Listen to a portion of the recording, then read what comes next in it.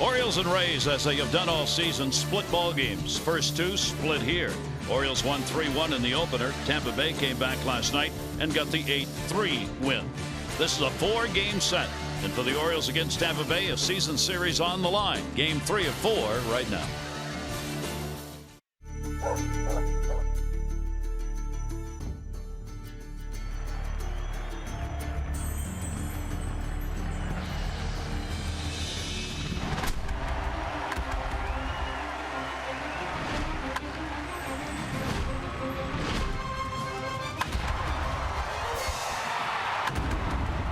It's the Orioles on Macedon. We welcome you to Birdland on a Saturday night, and a big crowd coming in for this next to the last ball game to be played at home as the Rays and the Orioles go at it here tonight.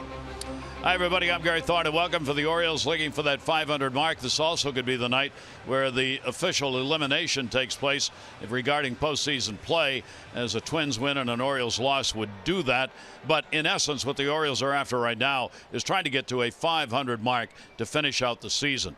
One of the things you have to do if you're going to be in the postseason is have a good number in your own division. If you look in both leagues at the teams on top of their divisions, they have won with good win percentages within the division. Dodgers are one of the few exceptions this year. You got to do that because half your games are played against the division. For the Orioles, let's take a look at what those division numbers look like. The Orioles last year, this year, the wins probably are not going to be that different. Trouble is, they're not that good. You need to be more than 500 or a couple games above it if you're hoping for postseason play. The runs per game, almost exactly the same last year, this year within division play. The starter earned run average is actually a little better in the division this year. It is the bullpen, ironically, which in division play has a higher ERA. What that all tells you is, between last year and this year, Jim Palmer, there really hasn't been much of a change for the Orioles against division opponents. Not really, and you know, I mean, for the Orioles, yeah, I mean, we can that ERA that is what 4.87 as a starter, it's actually what 3/4 of a run higher against the rest of the league. So, you know, the Orioles played really well against the American League East early on, but they also started out 22-10. You know, they got Toronto early on, 112 out of the 19. The 7-7 with these guys, what 7-12 against the Yankees, who, and it was a, you know, the going to Yankee Stadium was like a house of horrors. I mean, where the ERA was over 9 runs a game. So, you know, a chance, you know, September song, you know, when the days dwindle down to a precious few, they're going to have to win the last 7 to get to 500. They did win in 2015, and got to remember, since Buck Showalter has been here, at least the last 5 years, either 500 or better. 2015, they won the last 5 to end up 81 and 81. This year it's got to be 7 in a row. Interesting matchup in a sense tonight. Jeremy Hellickson originally came out of the Tampa Bay organization. He was selected by them. He pitched for them over some 5 years, in and out, up and down. But he gets a chance for the first time to go against the organization that selected him. It's kind of funny. You talk to people, and because he went to Arizona and then he went to Philadelphia, you don't really get to see him a whole lot. So this will be his first start against the Rays. And of course, when he came up, Gary, I thought he's going to be one of the best young pitchers around. And you know, he actually was well over 500. He could command his stuff. The velocity's gone down over the years. You know, he's gotten in trouble with a home run ball. And you know, Odorizzi, who's going to pitch for them, he's given up 30 home runs. Jeremy's given up what, 34. Yankee Stadium got hurt in a couple of 3-run home runs, so he's got to throw more strikes. He's had, you know, uncharacteristically, he's in what, 3 out of his last 4 starts, 4 walks or more. He can't do that because his velocity's gone down. This will be a good matchup. Free swinging club. They don't know him. He certainly knows them because he pays attention. Hopefully he'll give the Orioles a chance to win tonight. It'll be interesting with all the home runs surrendered whether we have a home run derby affair going here. And the other thing that's happened to both of these starters, Hellickson and Odorizzi, trying to get deep into the ball game has not been easy as the pitch counts elevate for both of them relatively early. So in many ways they are similar. Can one of them do a little better job tonight? Well, we're going to find out. Fan Appreciation Weekend, sweatshirt night here at the ballpark, and close to a sellout coming in.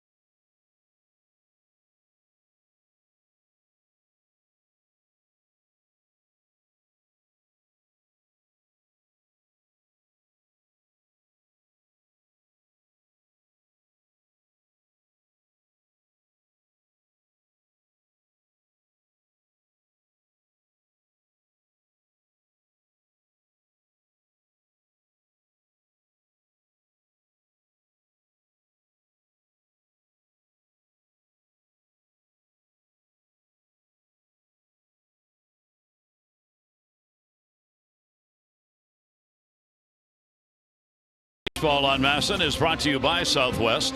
Low fares, no hidden fees. That's transparency. Summer evening. Sweatshirts being given out, but don't think many will be on tonight. And there's a reason why. BGE Home, Baltimore's home team for heating, cooling, plumbing, and electrical. Why would you call anyone else? 85 degrees on what would have been a 90-degree day, and no breeze at all here at the ballpark. Humidity, though, is down. Here's the lineup for Tampa Bay. They've got 75 wins on the year under Kevin Cash. It'll be Kiermaier, Duda, Longoria, Morrison, Souza Jr., Dickerson, Ramos, Miller, Hechavarria, Corey Dickerson. 47 multi-hit games. He's the leader on the ball club in that category. Jeremy Hellickson, again, former Ray, has never faced him. He'll come back. You see the four-seam fastball. He throws about 47% fastballs, but command. The command's been off. Three of the last four games, 4 walks, which is very uncharacteristic. He needs all these other pitches. You can see how important the changeup is, but he has not won since the Orioles in Boston. Scored him 16 runs, pitched really well, 7 innings, 4 hits, 3 runs. So again, command guy that hasn't had his command. He's given up a bunch of home runs last couple of games, 2 each, and you go back to a game here against the Angels, 5 in 1 ball game. So just really out of sorts, and it's a little uncharacteristic for him because, again, he is a control pitcher. With Tampa Bay, when he was there with the Rays, he was a member of the team 2010 to 2014. He went 40-36, 108 starts for Tampa, 3.78 ERA. Pitched pretty well, did have some injury problems, and then Hellickson got moved around, and the Orioles able to pick him up for the stretch drive this year. So Jeremy's ready to go. The Orioles 74-81. As we said, 6.5 games out of the wild card spot. An Oriole loss, Minnesota win, and mathematically the Orioles will be eliminated from a chance at the postseason. For Kevin Cash's ball club, they're almost in the same situation. They're on the verge of being mathematically eliminated as well. Here is Kiermaier, and he will take the pitch down low for a ball, and we are underway. Kevin Kiermaier has had a tough year against the Orioles. You see the 1 for 5. That's the only hit he's had against the Orioles in 19 at-bats this year. He's always had a tough time against Oriole pitching. 1-0 delivery on the way, and a check swing. Did he go? Yep. Yeah, those are the pitches that when you look back, I mean, his last 4 starts, hasn't, again, as I mentioned, hasn't won since the 25th of August at Toronto, the Yankees, Cleveland, and then again back-to-back starts against the Yankees have been taken, but it gets them back into the count. And the pitch is going to be taken away. Both of these pitchers, as we said, tend to go deep into counts and end up with, again, a lot of those 3-2 situations. That's what has happened to them this year. Roger McDowell, pitching coach, hopes not tonight for Hellickson. 2 ball, 1 strike delivery on the way. Kiermaier will lift that one in the air to right. Hayes will come on and make the catch. Yeah, Ted, a little hanging changeup, but again, you got a very speedy right fielder, so we'll start there. Austin Hayes, right out of A-ball, Double-A, 32 home runs. He's in right. Jonesy banged up, but he's in center. Mancini having a great rookie year in left. Machado, Beckham, who came over from the Rays right before the trading deadline. Scope, Davis, Wellington, Castillo after Caleb Joseph caught last night. 1 down, nobody on, and here is Duda. He's getting a chance at first base. He's been the DH for a couple of ball games. Logan Morrison is DHing in the game tonight as they flip spots between the DH and first. He has hit Hellickson hard. He is 7 for 14 with 2 home runs off him. Duda, of course, coming from the National League with the Mets, so had a chance to see Hellickson while he was working in the National League. That's why he's got the at-bats. He and Ramos and Hechavarria are the 3 in the lineup who've had at-bats against Jeremy Hellickson in the past. Of course, none of those coming with Tampa Bay. 1-0 count. Shift on against him. Duda will go after one. No chance to hit that one down and in. Yeah, it'll be interesting because when you talk about Lucas Duda, I had a chance to meet him. I told him from afar I've always kind of admired him because when he was healthy with the Mets back-to-back years, 2014 and 15, 30 home runs, 27 home runs, a lot of RBIs, walked a lot, struck out a lot too. He's a modern day hitter. Yep. It's kind of an all or nothing package for Duda. And with the Mets, he gave them all. Then the injuries seemed to really affect. Yeah, he had a play. core injury last year and then a right wrist injury, so he missed a lot of time. You know, I mean, he went from what, about 514 at bats, having those really good years, to 153, and he became expendable. 1-2 count on him. Hellickson, who works out of that very compact windup, will get that one in there for a strike. Yeah, there's the changeup, and he just takes him. So this is a team that, you know, 2 out of the last 3 games, they've scored a lot of runs. As you take a look at our Mercedes pitch cast, just the changeup pretty much right down the middle. I mean, it is knee high. So again, almost like, maybe not quite like Alex Cobb, but a little bit, who pitched for the Rays last night. Similar. But a great, you know, just threw him a nice quality strike, and he took it. That'll bring Longoria up with 2 down and nobody on. Rays batting not good. They are dead last in runs in the American League, averaging only 4.2 per game, 6th in home runs. Do get some walks. They are 8th in walks, but they also strike out a ton, more than anybody else in the league. That is fouled off, hit him in the batter's box. Evan Longoria, long ball in the ball game last night. Needs 1 more home run to have his 5th consecutive season of at least 20. The 19 now he has put up on the season. And against the Orioles, 39 career home runs, with 21 of them hit here in this ballpark. We saw it last night. Took a hanging slider, hit about 375. Takes that one in the air to left field. That was in a bit on the fist, and Mancini will put it away. So a solid start. Hellickson retires the side in order. We'll take a look at the Orioles lineup. Odorizzi faces coming back.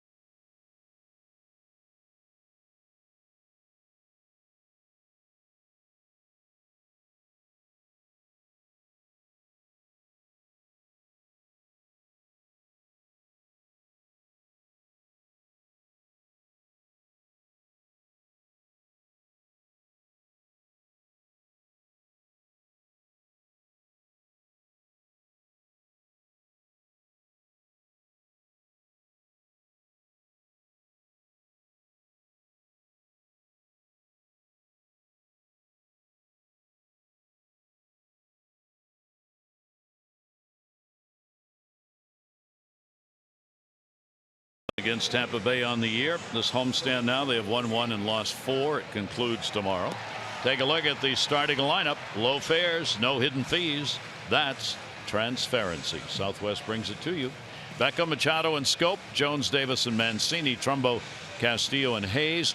Career high 12-game hit streak for Mancini, and a good one, hitting .333 doing it. Jake Odorizzi, you can see the 4-seam fastball, mainly because it sets up all his other pitches, and he does have a lot of pitches. So you can see the splitter, cutter, slider, and curveball around what, 50.5% of the pitches he throws. He doesn't walk a lot of guys, but he throws 18 pitches because he's a high fastball guy, which leads to the home runs. You can see 30 of them. You can see he's a fly ball pitcher. We'll see how that plays out here, Homer Ballpark. But he's won his last, 3 out of his last 4 games, and against the Red Sox had a no-hitter through his first 5 innings in the last start. Tim Beckham will go after the first pitch and foul it down the line and out of play. Beckham 2 for 5, getting his first chance against the team that traded him this year to the Orioles. In that start by Odorizzi against Boston, he gave up in the end just a couple of runs on 1 hit. That was a home run, 2-run homer by Jackie Bradley Jr. No hitter, was broken up with that home run. So he, as Jim said, he pitched extremely well in that game. Against the Orioles, he's 4-4 lifetime. This is going to be his 17th appearance and his 16th start in this ballpark. He's 2-3. ERA very high here at Oriole Park at 6.21. Odorizzi's delivery laid that one down and away at 85. Pretty good movement on it. 1-2 on Tim Beckham. Yeah, he's been pretty consistent. You know, this is his 27th start, and only twice, a couple of 7-run ball games, has he given up over 4 runs. So very consistent, and we'll see how he plays in a hitter's park on a warm night. 1-2 delivery is swung on and missed. Strikeout picked up. He's got 115 of them in 133 innings. Yeah, this is 163 for Beckham. Just a little, I mean, maybe a changeup. It kind of turns it over. You could see, again, it's like a split changeup. Caught by Alex Cobb to Jake. And you can see again, you know, perspiring because you warm up, you come down, you sit down, quick inning, and then you're out there. I mean, really perfect night to pitch because it's not too hot, but warm enough. Yeah, midsummer night here without the humidity. Manny Machado. Manny's got a 5-game hit streak coming into tonight's ball game. Pretty good average against Odorizzi too. He's hitting .289 against him, and he's had 4 career home runs against Odorizzi, who's, as we said, been giving them up this year at a rapid clip. 1-0 delivery, and Manny fouls that one back over the screen. Yeah, he tops out maybe 93. You've seen 92 already, but then again, you know, to the lefties, he'll cut them in on them. We've seen the split change up and got all the pitches. Odorizzi 1-0 this year against the Orioles. Jim Hickey, pitching coach, on the right. Kevin Cash, the skipper, on the left. And he will hit another one up in the air, foul. It goes out of play. Manny trying to finish it out strong despite battling the virus here this homestand, where he's felt good some days and not so good on others, and rarely felt really good. 1 ball, 2 strike count. Jonathan Schoop waiting on deck. Odorizzi wants a timeout and wants the signs again. Outfield shaded to right on Manny. Right-handers 1-2 delivery to him, and that'll be inside for a ball. Yeah, he's kind of been, you know, former #1 draft choice in 2008 from Milwaukee, and then he went in the Greinke trade along with Lorenzo Cain and Alcides Escobar. So they got a pitcher, a center fielder, and a shortstop for Greinke, and then traded down to Tampa Bay for James Shields. 2-2 hit high and foul. That's a golf shot right there he went after. And then Wade Davis went the other way. And he came over with Mike Montgomery, who's now pitching for the Cubs, and Will Myers, who was eventually traded in the Souza trade down to San Diego. So he's, by getting him, and all kinds of players bartered back and forth. He's trying to equal his win record. Last year he had 10. He's got 9 right now. Manning on a check swing foul. ERA, though, has gone up almost a full run a game. He's 4.46 this year. He was 3.69 last year. They still come 9 and 8, but certainly not much of an improvement there. And he, like Jeremy Hellickson, career now a game over 500. Hellickson is also a game over 500. 2-2 delivery, and another one on the 7th pitch to Manny. He's going to be fouled back. Well, we talked about the high pitch count, and you're seeing it right here. High ball pitcher. I mean, throws 18.6, but yet he doesn't walk a whole lot of batters. So again, the foul balls that runs it up. I mean, they're getting him over 5 runs a game, and that's an average. You know, great with runners in scoring position at 218. That ball will be away to him. And I've looked at all the numbers, and he's only, you know, he may have another start after tonight. Through 29 home runs, 30 this year. Yet the ERA is a run higher. Trying to figure that one out. .290 hitter at home this year for Manny. 3-2 delivery on the way to him, and he had to reach for it. Again, fooled in the speed. Shortstop's going to have to make the play. Echeverria does. Dickerson was back on the warning track. Yeah, he was playing with the sweatshirts. Dickerson, Kiermaier, Souza Jr. That's the outfield. Longoria, Echeverria. Miller gets a chance. We saw him on Thursday night. Daniel Robertson, who's been red hot, he's out of the lineup due to, you know, last night the DH or the first 2 nights, and then Ramos, big grand slam last night, turned the game around early. 4 runs early for the Rays. Division's going to stay right where it is. Both Boston and New York won today, so New York remains 4 games behind the Red Sox, who have now won 5 in a row. New York beat Toronto 5-1 in their ball game today, and the Red Sox had a shutout win against Cincinnati, so that's not going to change anything. And Minnesota could change things up tonight if they can win. They would eliminate, if the Orioles lose, Minnesota wins. Mathematically, the Orioles eliminated. 1-0 pitch on the way, hit hard, and that is a fair ball. Jonathan Scope will make the turn. Dickerson over to get it. Throw will come into second base. Nope, to the cutoff man, and it's a double. Yeah, it's funny when you throw your pitch where you want, you get strikeouts. Look like a splitter change that stayed up. So 34 doubles for the Orioles MVP in 2017. Speeds the bat up right off the end. Will it stay fair? Yeah, by about 8 inches. And then Dickerson's going to scurry down into the corner, but no chance to keep him from getting into second with 2 outs. Jonathan just out of the top 10 when it comes to doubles.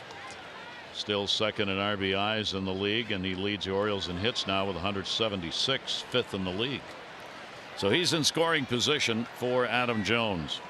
The Orioles went 1 for 8 in the ball game last night in these situations, and they stranded 8. Tampa Bay had 11 chances, 3 for 11. They stranded 7.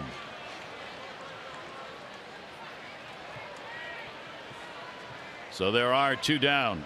Adam Jones will look for the big 2-out RBI, and the pitch will be fouled off. By the way, those runner in scoring position numbers are for the first 2 games here of the series.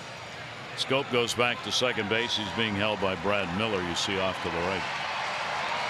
Well, Adam really, Mancini's had a great September, and Adam, Trey at 300, 302, and then Adam at 296. Hadn't any home runs, but as you mentioned last night, as you look at those numbers, pretty good ones. The ability to hit the ball all over the ballpark. He has really subjugated his ego to try to have quality at bats instead of thinking about 30 home runs. If it happens, it happens, but he's had some really good at bats. Defense has recognized that and been more straight up. Still gets a good hole between first and second. Pitch will be away on the slider. Yeah, they give him a huge hole. I mean, Kiermaier in center. I mean, he's going to be over probably 3 or 4 steps. Of course, he's got sprinter speed. Sousa plays very shallow, but they give him a big gap in left center. Adams number 1 on the Orioles in these situations, 356. That's good enough for 3rd in the league with runners in scoring position. 1-1 delivery to him, and it came with a 93 heater. Yeah, a little extra. 1 and 2. Yeah, they added a little bit. There's a mile per hour, and he throws it by him. Odorizzi with a 1-0 mark against the Orioles. Pitched back-to-back games against them as far as his starts are concerned. The first time he gave up 4 runs, 7 hits, 5 1/3. And then the next game he pitched 3 runs, 5 hits in 5 innings. He got the win in that one, non-decisioned in the first one. 1 ball, 2 strikeouts. Scope off second base. Adam got jammed, fouled it into the dugout of the opponent. Yeah, he's pointing over there. Yeah, it's hard to do that. Yeah, well, that's that splitter that dives down and in. I mean, the good news, how many times, I don't think they keep a stat on that. How many times has he hit his ankle or his leg over the course of the year, especially when you get a right-hander to a right-hander that runs it in, 2 seamers and splitters. You don't want to strike out. You're trying to put it in play and hit it right down at your feet and your ankles and your calves, shins. 1-2 delivery on the way, and reach for it. That's where the hole is over there. It's a race. Odorizzi Jones going to be flipped behind him, and a run will score. Travels down the right field line. Adam Jones thinking about third. He's on his way. Throw will be made. Not in time. Orioles take a 1-0 lead as the race between Odorizzi and Jones was won by Jones as Duda's flip was down the line. Yeah, Logan Morrison, he's the DH. He probably makes this play. Duda, of course, a big guy. I mean, huge guy. So again, it's not an easy play. Just catching it, and it's a long underhand clip, and it's up the line right into the runner, and then Adam with the again hustle right there, and you can see Bobby Dickerson third base. I mean, so he's got to lead him, and he doesn't. So he's trying to get to the bag. It's behind him. Doesn't want to get run over. Wayne Kirby is yelling everybody go, which they do, and the Orioles get a 1-0 lead.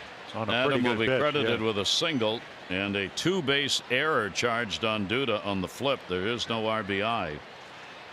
And a runner at third base, and that'll give Chris Davis a chance to get a run in. So Chris up, 2 down. Just delivered a home run, his 25th, 4th inning last night. Had a couple of hits.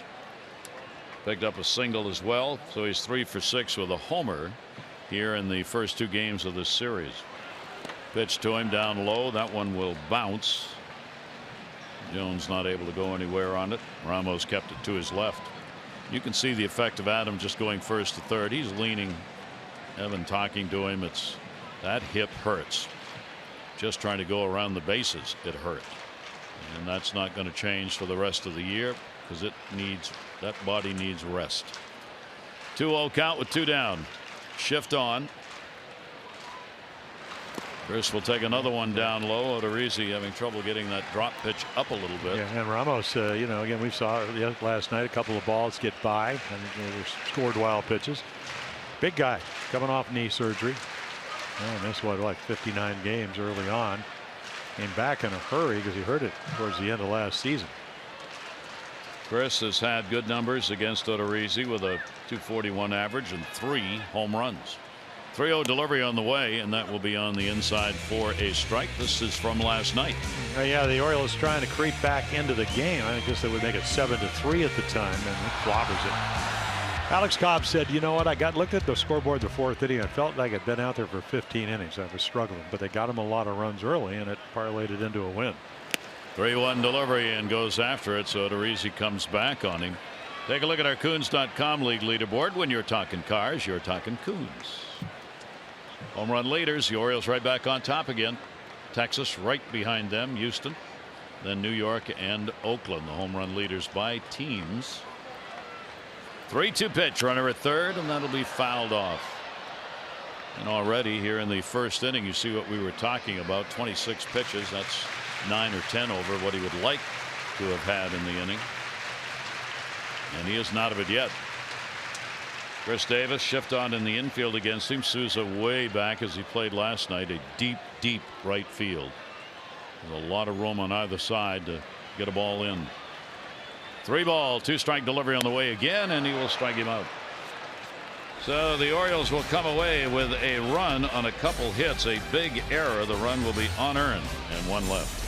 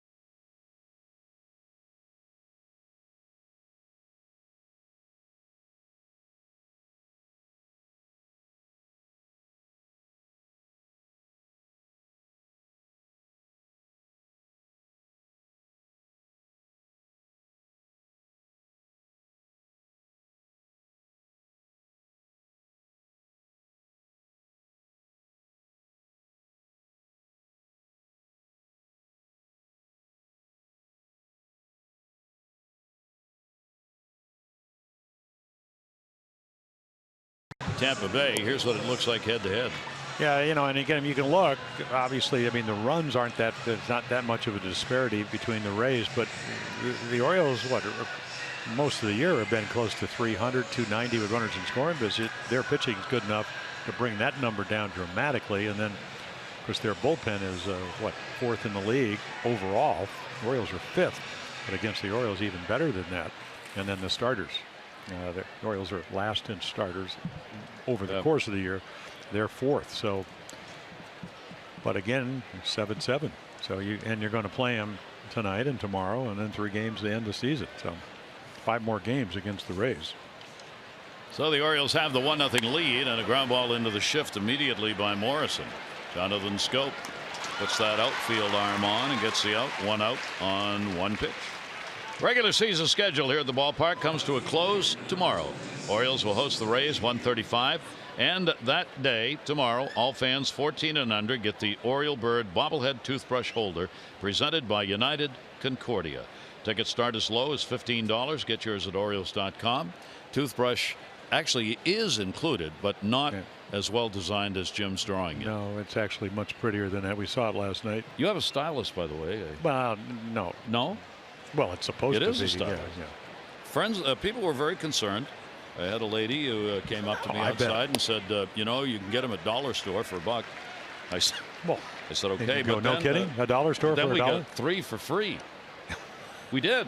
These were brought in by a lady who happens to be an attorney. And does her name, is her legal her legal name is on the side? Yeah. Yes, it is. Yeah, exactly. That's like that's like we know what hotels we stay at because all you got to do is look at your pen. That's right. Let's see, I'm looking here at the Pfister, the fabulous Pfister. Milwaukee's preferred hotel. We spend a lot of money on notepads and pens. Let's see. We buy them around the country. And then I'm keeping the runner in scoring position numbers. That's the Sheridan. No, actually, that's the Sheridan. The Weston. The Weston. Yeah, good. We're not going. Wow, very strong. Milwaukee's finest preferred hotel.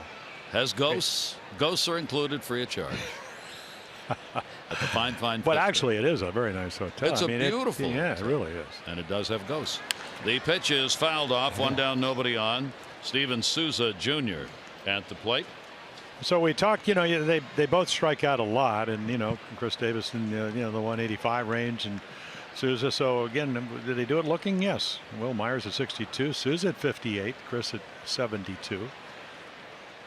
I get tweets about that all the time. Why does he do that? I'm going, well, he must not see the ball very well. Not about Steven Souza, but who's having a very nice year. 0-2 will come inside right at that wrist level. Ducks back from that one. Jeremy Hellickson has hit 8 batters this year, and he has walked 4. So you don't dig in too hard. You need to be able to give yourself a little space to move. Souza with a 1-ball 2-strike count. Souza against the Orioles, 3 home runs this year, 7 RBIs. Takes the pitch for a strike, dropped that one in, and that's one of the advantages of brushing a guy back. Yep.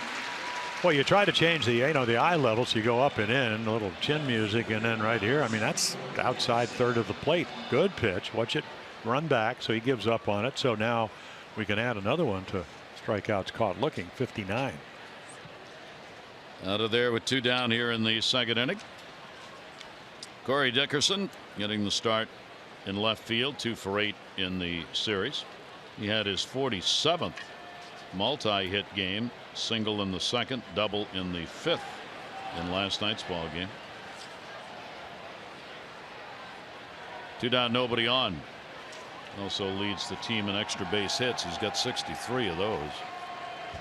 Pitch to him, and that'll be away for a ball. Well, how about the play he made in left field? I mean, it's been a week of guys getting thrown out, and it just happened to be Manny Machado at home. Benintendi did it in a 0-0 game. It would be a 1-0 loss, and then the Orioles were coming back from McCobb, and Dickerson made a great throw. They ran on the scouting report.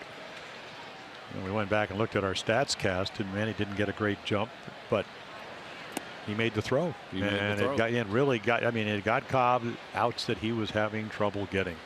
Those outs on the base paths cost the Orioles in the ball game yesterday. Chris Davis got caught in a rundown in the 6th inning when he was on at third base. Comebacker, he'd left on contact, and they got him. 2-0 count. Shifted a little bit, but not all the way around on Dickerson in the infield. 2-0 pitch to him. Dickerson will go the other way, and that'll be a foul ball. You got 2 pitchers in this game. Righty lefty distinctions, not much. Hellickson, left-handers 250, right-handers 262. Home runs, only 2 more for left-handers. On the other side, Odorizzi, 216 left-handers, 232 right-handers. A little more of the reverse. The 19 homers hit by righties, 11 by lefties. And both these guys don't exactly go by the book on how righties, lefties hit them. 2-1 pitch on the way, and that's in there and foul back. Got pretty good rip. Yeah, well, there's your hittable pitch. He was late on the one. I mean, a little bit more velocity for Jeremy Hellickson. So you're just hoping the command holds up. And we've seen him. I mean, Game on, his first start was against Kansas City. Marvelous. Shut him out for 7 innings, only 5 hits here at Camden Yards. Got in trouble, got some big strikeouts. Then went out to Anaheim. Actually had a big lead until the 7th inning. Didn't get a lot of run support that night. Gave up 3 runs, lost that game. In Oakland, retired the first 9 in a row. You're thinking no hitter. 5 runs in the 4th. So 2-2 delivery on the way, and the off-speed pitch will get him. Hellickson's got 3 strikeouts. He's retired the first 6 Rays that he has faced, and the Orioles on an unearned run lead it 1-0.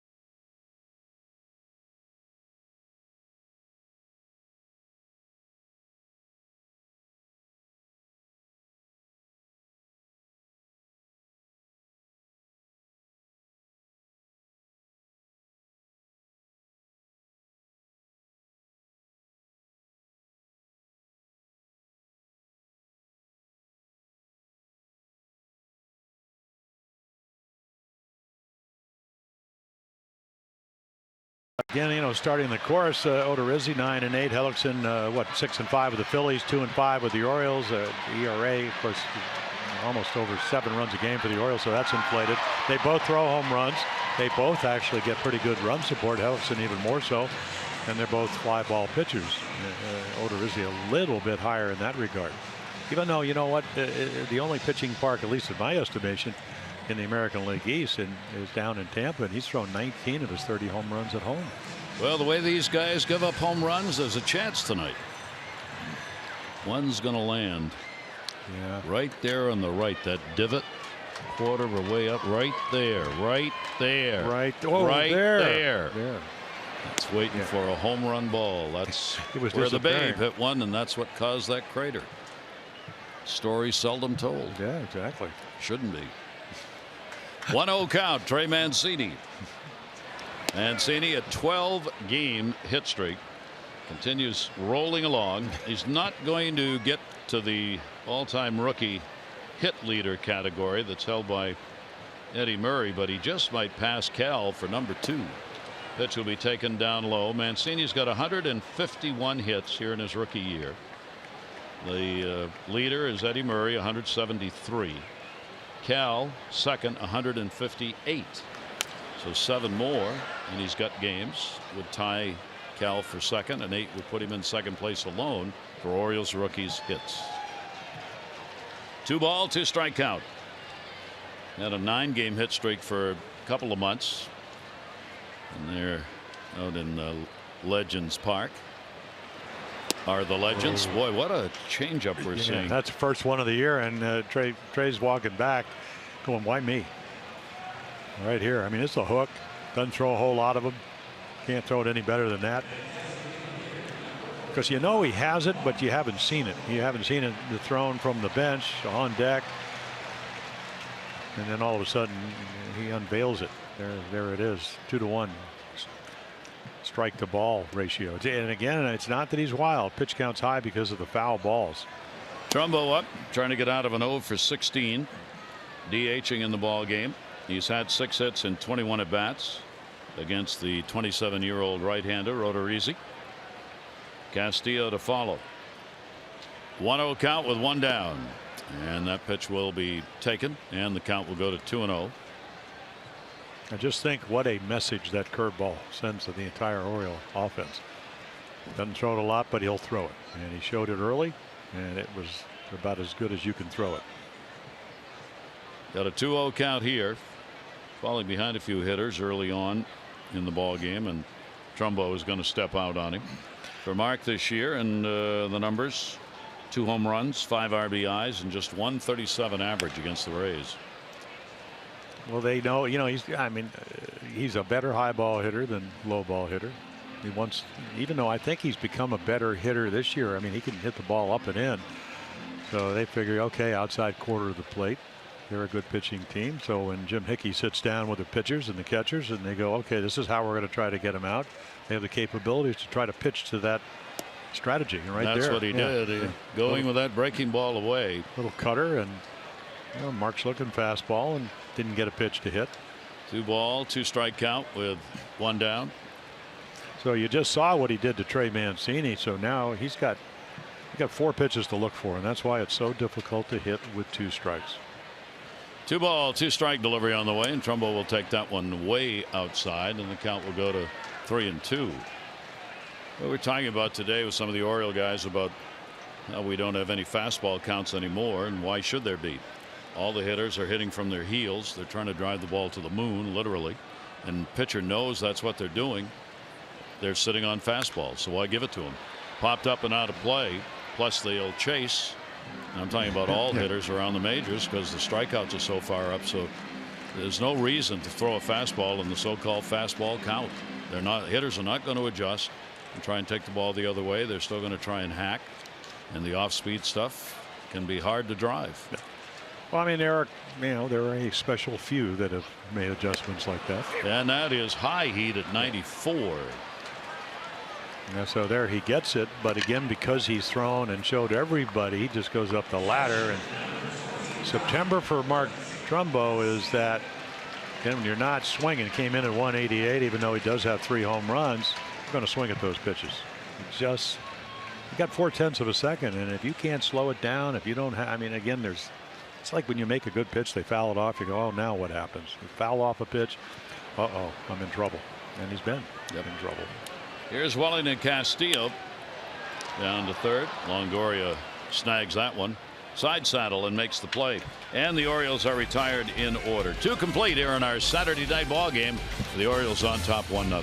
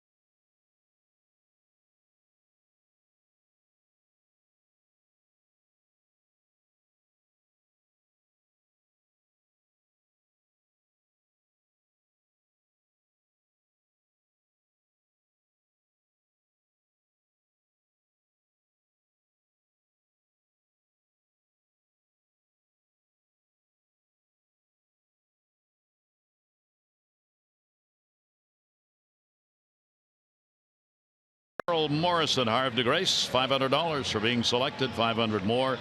Every Orioles home run hit tonight. Home Run Rich's scratch-offs. Play it. Went up to 50,000 instantly. Learn more at mdlottery.com/home run. Cheryl, good luck. Should be a night where the odds are with you. We've been talking about the home run surrendered by these 2 pitchers. Jeremy Hellickson will go to work here in the 3rd inning. He's got the bottom 3rd. Ramos, Brad Miller, and Hechavarria. Ramos delivering the grand slam. Big blow in the ball game that set the stage. Came early in the second inning, and from there on they did not look back. The Rays in last night's game. Third career grand slam, first of the year. Now has 10 home runs. His fourth 4 RBI ball game was the first he's had this season. He would also continue in the ball game to pick up a couple of singles after that 3-hit game. Jeremy Hellickson's delivery to him. That'll be up high for a ball. Take a look at the shift put on the other way. StatCast powered by AWS. And a 1-0 count. Very still night weather-wise here at the ballpark. 1-0.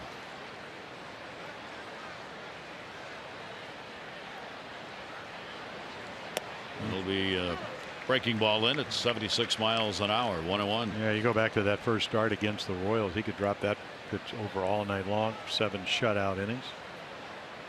For the Orioles, he's gone 2 and 5.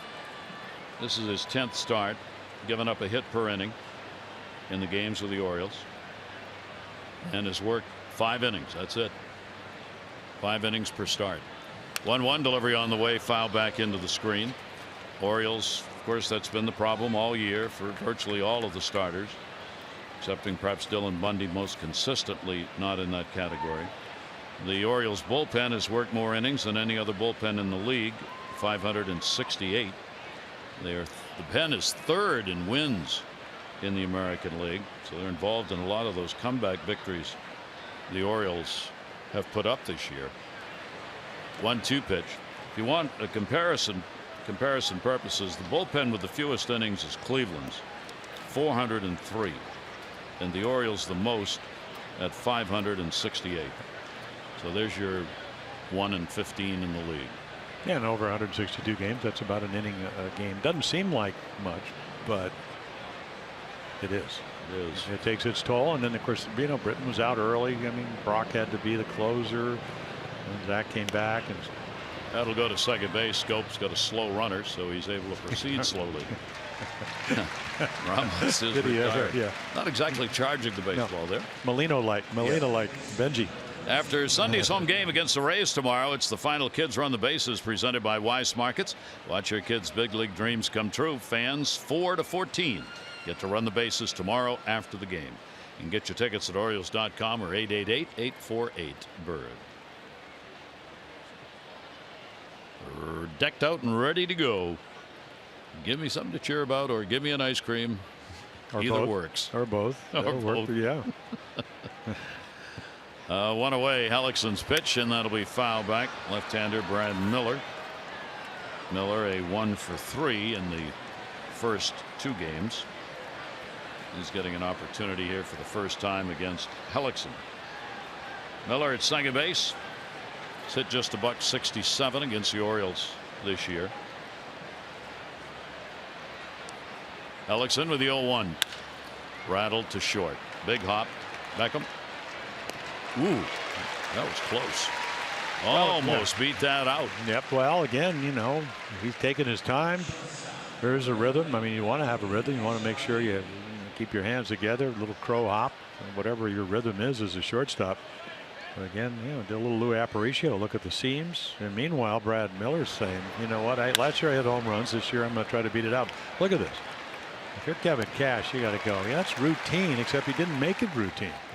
I mean, that's the way the Red Sox came in here and swept the Orioles, and every ball was like a track meet, like a 100-yard dash, even though it's only, what, 90 feet. So Miller out of there. 2 ground balls outs in the inning. Echeverria 1 for 4 in the series. He has faced Hellickson. He's gone 3 for 18, and the pitch will be taken away for a ball. Echeverria's had a very good season against the Orioles, hitting .273 and a very good career number. He's a .327 lifetime hitter against Oriole pitching. I think, what, didn't they trade him in the first night? Beat Brad Brock with a base hit, went 4 for 4 that night, or got 4 hits. 1-0 delivery to him through the wickets, and there's a base hit, and there's the first base runner for the Rays. Yeah, Hellickson won a Gold Glove his first year in the big leagues, or actually his second year in the big leagues, rookie pitcher of the year, and then I mean, you're just trying to get your leg out. No way you can get your glove across your body So again, it's just dodgeball. And he wins that battle. Well, they get one off Hellickson. And then there's a speck of dirt on it, and you throw it out. I mean, remember the? I mean, you went on. I mean, they used to third out. They, be a ground ball. They'd throw it to first base. He'd roll it over the mound. Pitcher'd come out, take 9 warm-up pitches. Hitter never ask him to check the ball. Nope. It could be scuffed if it was. You knew what it was going to do. Now they go, oh, can't throw that scuff ball. It might move too much.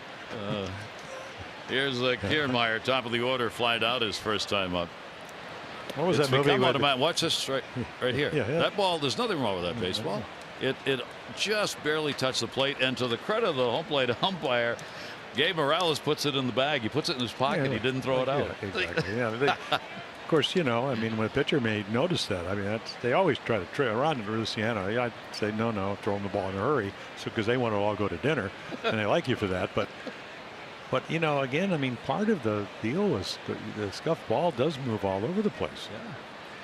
I mean, you used to spend so much time trying to get it scuffed. Now you don't want any little mark on it at all. No blemishes on my baseball. A 1-0 count.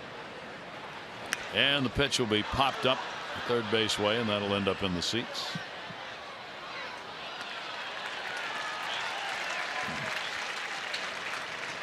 In the old days, I mean, you'd be pitching against Gaylord Perry, and you walk out there because they'd roll the ball back and it'd be a couple of fingerprints, from the whatever he used, the fly line thing, and then you'd throw it to the umpire because you didn't want to throw it because it would slip out of your hand. He knew how to do it, right, all the way to Cooperstown.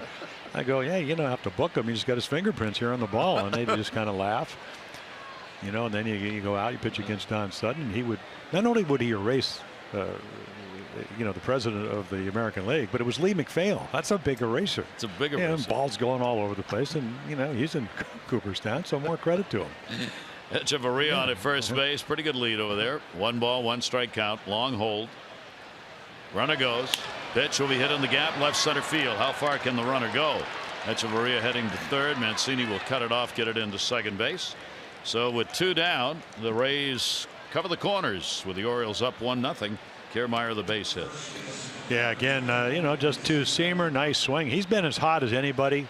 Gave him the night off, first night in here, because they got in at 4 o'clock in the morning, or at least got to bed around 4, coming back from Tampa Bay.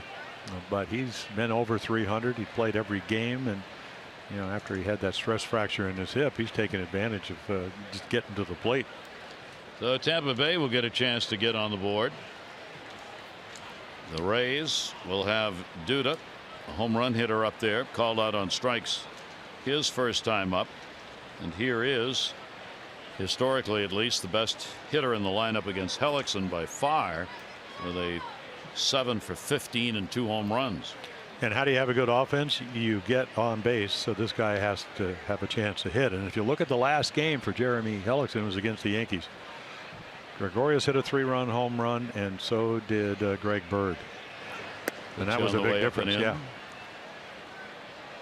Yeah. So take a look, and I mean that's how you get. You have a lot of home runs. As you mentioned, this is his 10th start. He's thrown 12 home runs. Hamel Vargas, the lefty Conley from Miami, but Jeremy again because of a lot of home runs, 5 home runs against the Angels, like team home run derby, because they took their 5 different guys that night. 1-0 count, runners off first and third. Hellickson's pitch inside, and the count will go to 2-0. He does have trouble working out of the stretch, even though there's not much difference between the stretch and his windup. It's enough that hitters are 292 when there are runners on base and 239 when the bases are empty. And then you figure, okay, that's 58 points or whatever, and then how many of those with runners in scoring position, and how many are leaving the ballpark? He holds runners well. 2-0 count, and is going to miss on that one. With Longoria waiting. And what happens is, you can get all the film in the world, but there's nothing like going up to home plate, but or watching a hitter if you're a pitcher. But if you're a hitter, going, okay, hey, I saw him the first time. Yeah, I struck out, but he can't throw the ball by me. He's throwing 90-91, which is a little bit below the major league average. Now I see the movement. Maybe I see the break on the curveball. The fact that he likes his changeup tonight. So it's tougher to get a guy out the second time. 3-0 could well be a green light here. It'll be a strike on the inside corner. Yeah, a little cutter. So quality pitch. You know, didn't assume what you were talking about, Gary, that he may be swinging. It's certainly only a 1-0 ball game. Thing is that Castillo kind of controls the running game. You know, and Hellickson, of course, he's got to throw a strike here. Kiermaier with what, 14 stolen bases. I'm surprised he hadn't run yet. He'll throw over, and Kiermaier will get back to the bag. But I'm kind of wondering if Kevin Cash, who manages Tampa, is saying, well, I'm not going to, if I let him steal, then all of a sudden that first base hole will not be available. So, you know, I'll let him hit. He's a power guy. He strikes out a lot. But if he hits a ground ball, there's no shift now because of Kiermaier at first. 3-1, 2 down. Duda called out on strikes first time up. Hellickson, the 3-1 delivery to him. Duda goes after another one, well placed inside, ripped into the Orioles dugout. Yeah. I mean, ripped. Well, he doesn't want to walk that ball 6 inches inside. That's why they put the netting up. Oof. And that is why they need to put the netting up all along. I mean, a little girl got hit the other day, but right. I mean, this ball's up and in, and then he just turns on it. Oh, and you're not paying. Somebody wasn't looking. Who was that? I don't know if that was Dylan Bundy. Somebody sitting there. Tomorrow started that at the last second. 3-2, 2 down, first and third. Hellickson's delivery to Duda. Runner goes, and another one that's going to be fouled off. So it will stay full, 3-2, and Kiermaier will come back to first base. And another long at bat. 7th pitch of the at bat coming for Duda. Yeah, he's only has all year long 10 hits to left field, 29 up the middle, 50. So primarily a pull hitter. Duda's 0 for 4 with the bases loaded. 3-2 again. Now the shift is going to be put on, full shift.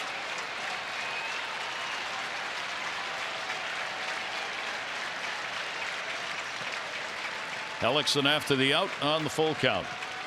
Pitch on the way. Runner goes again, and another one going to be fouled back, and Kiermaier will take his 90-foot trot and bring it back to first base. So Jeremy Hellickson having to battle here in the 3rd inning after he got the first 2 outs relatively quickly after the 1-out single. Hechavarria and the single by Kiermaier. The at-bats have looked a little bit different, and the outs have not been there. Well, you'd like to think after all these pitches, cutters, fastballs in, that the pitch of choice is the same one he struck him out with, because it was a changeup. But it can't just be an ordinary changeup. That's what Gregorius and Bird hit up in New York. 3-2 delivery, runner going, and another one fouled off. I mentioned the Yankees beat Toronto 5-1 today. Bird had a 1 for 4, 3 RBIs. Big day for the Yankees offense. Greg Bird, their first baseman. Sonny Gray gave up 1 run, 4 hits in 6. Biagini for Toronto, 3 runs, 3 hits in 5. Yankees and Red Sox both winning their ball games today. So no change at the top of the American League East with the Red Sox on top. They're going to be ready to put that thing away pretty soon. Yankees have to run the table, and the Red Sox have to have a pretty dramatic slump in the final week. 3 ball, 2 strike count. Runner again going. Duda launches one to right, way back. Will it clear? Goodbye, home run. What an at bat as Duda delivers a 3 RBI homer, doing it on a 3-2 count that he battled to keep it alive on, and it is a 3-1 Tampa Bay lead. Yeah, Jeremy Hellickson, even though he's only 30, he can't get where they get to see 7, 8, 9 pitches. And, you know, give a lot of credit to Lucas Duda. They kept fouling off those cutters. So he tries to cut it in again, but again, it doesn't really cut. And again, this ball is hammered. Home run guy, he'll just hit a home run. So that is the last 9 runs that Jeremy Hellickson has given up, have all been on 3 3-run home runs. Duda gets number 13. 27 RBIs and a big at bat. 2 down, and this will bring Longoria up. He flied out to left field his first time up. Well, you get him. I mean, that's the 13th home run he's hit for the Rays. since he was acquired from the Mets. He had 17 with the Mets and 13 with Tampa Bay. 0-1 delivery on the way, and that's going to be taken away. Longoria flied out his first time up.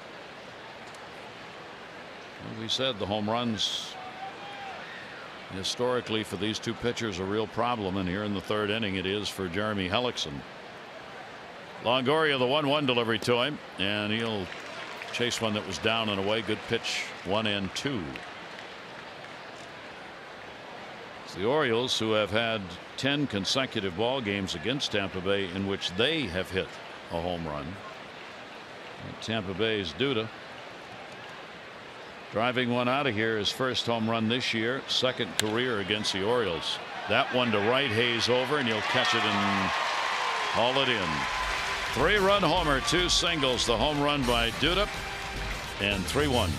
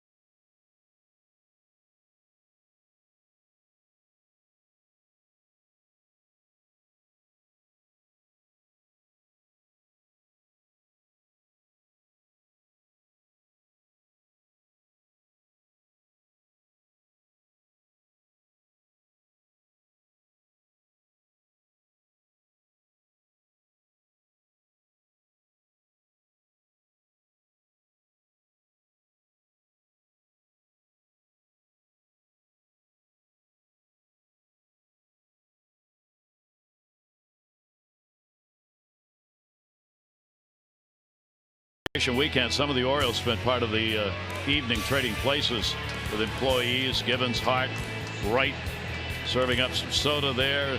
Blyer was doing the same thing in the other end. Blyer's selling tickets. I mean, that's pretty good. They traded places with the guys who are working here. You know, had the great start the other night. Yacobonis, he got the dog run. Santander working behind the counter, and then let's get Tanner Scott out there. Yeah, but watch this. Watch it. He's got him throwing left-handed. Yeah. And watch this already. Turns him into a lefty in 3 tosses. That's great. There you go. For the guys who take time to do that, that is deeply appreciated by the fans. Well, you know, it's funny when I first got here, Colts were one of the best teams in the NFL, and you know, a lot of them had business and all that, but they always wore helmets. They could recognize baseball players once they take their hats off. So, yeah, I think, you know, fans, they really enjoy these moments. Yeah. It's a great part of Fan Appreciation Weekend. Here is Austin Hayes, and for the players who take time to do it, it's a return piece of joy for them too. Here's a ball put up in the air down the line, right field. Duda, and makes the catch. Duda going down the line. It was in foul territory. He had to go over his shoulder and makes a nice defensive play. Yeah, really nice. And again, you know, he knows where Souza's playing. He's over in right center, and then there you go. Now, he already made, I mean, he's hit a 3-run home run. He had a throw, a little shovel pass that was behind Odorizzi for a 2-run error. So again, there you go. And it's not the way you're taught to catch it, but it's an out. Yeah. And he's big enough where nobody's going to say, Butterfingers, hey, nice grab. I don't think so. No. He's huge. That was a long run really too. was. Souza was way over in the power alley, the right fielder, so he couldn't get there. So Hayes retired on the pop out. Here is Beckham, a strikeout victim his first time up. Odorizzi, no walks and 4 strikeouts for the Rays starter. Tim Beckham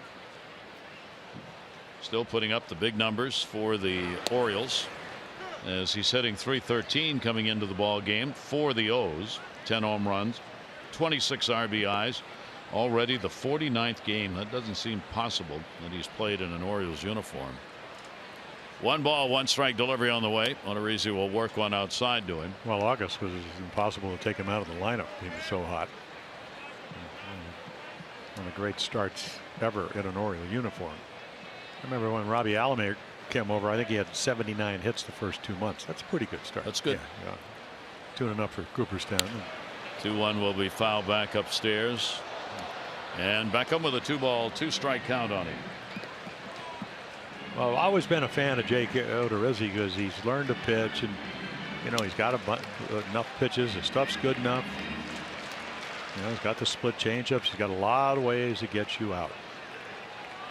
Orioles last in runs in the American League in September. They're averaging only 2.9 runs in the games played this month. 21 of them.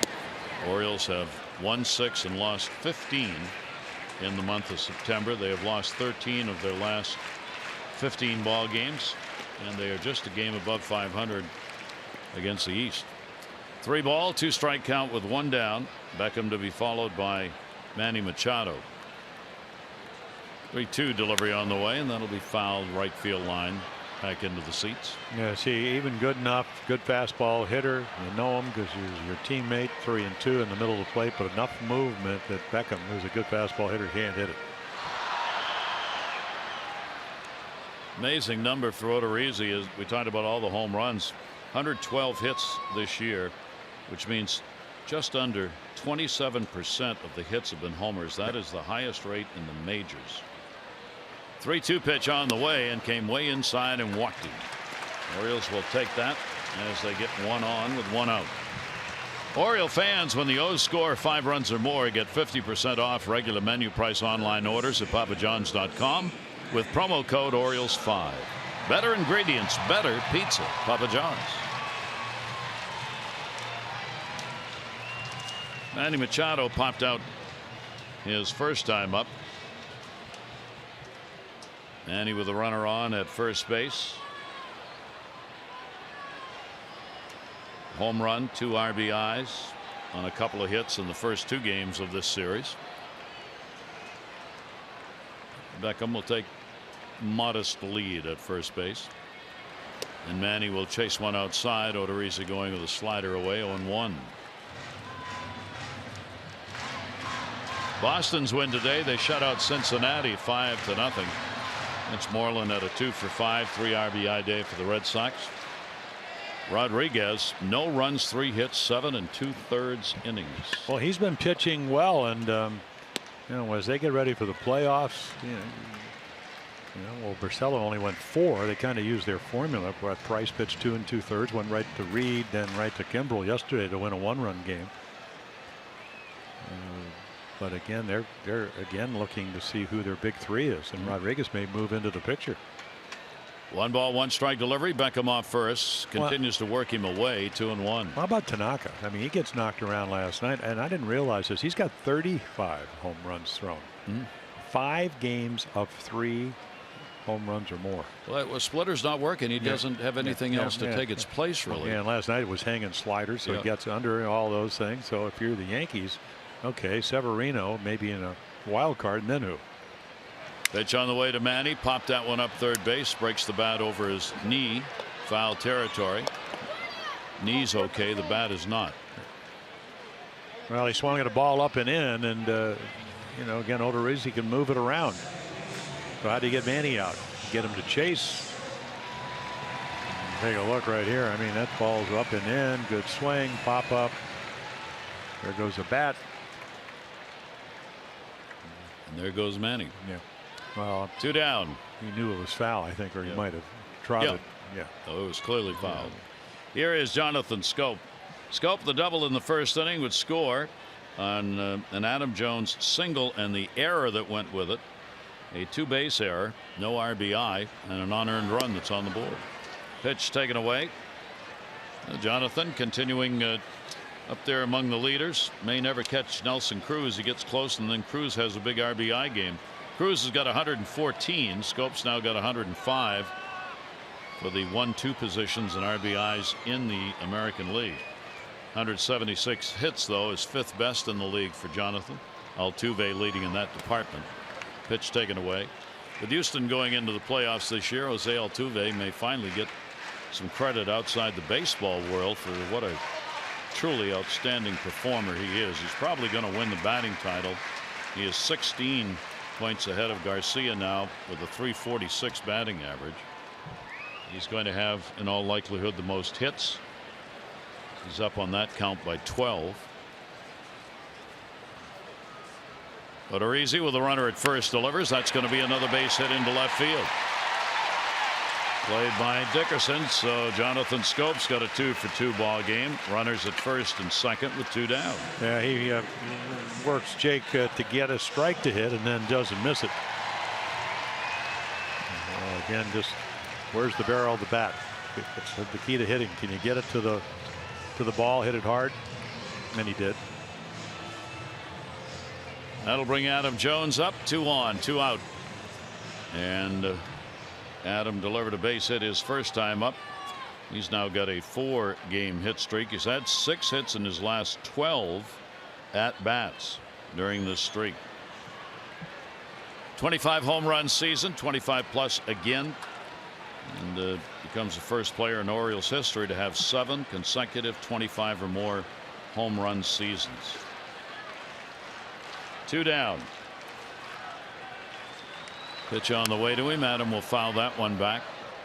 That's one you would like to have taken to right field. Pitch away, which he, as we've talked about, he's been doing. Here in the second half, with the body aching as much as it is, it makes it a whole lot easier if you can get a pitch to drive to right than it does to try and pull a pitch where you got to ratchet that body around, get the bat around, wrap it around. Well, the good swings, Gary, and I think what I've seen from him, he's dropped his hands. So his hands, you used to see the bat over his shoulder. So it's, it dropped his hands a little bit. I mean, he still got it pointing, but it used to be back over his right shoulder. So swing a little bit shorter. 0-1 delivery will be foul back again. And again, whether you talk to Scott Coolbaugh, who's a hitting instructor, or Terry Crowley, who was a great pitch hitter in his own right, and then a hitting instructor for years, he said if you have a good swing, you really cover away and then you react in. Because if you keep looking in, boy, you're going to be the low and away pitch, the breaking ball pitch. So again, Adam he's willing to, and like I said, subjugate the fact, hit the ball the other way. Scott has worked with him extensively on that. In fact, Scott said to me yesterday, he said, get a shot of Adam's hands before the All-Star break and get a shot of them now. And that's the difference. He got him. Odorizzi came in. That is strikeout number 5 for him. The Orioles will leave 2 on.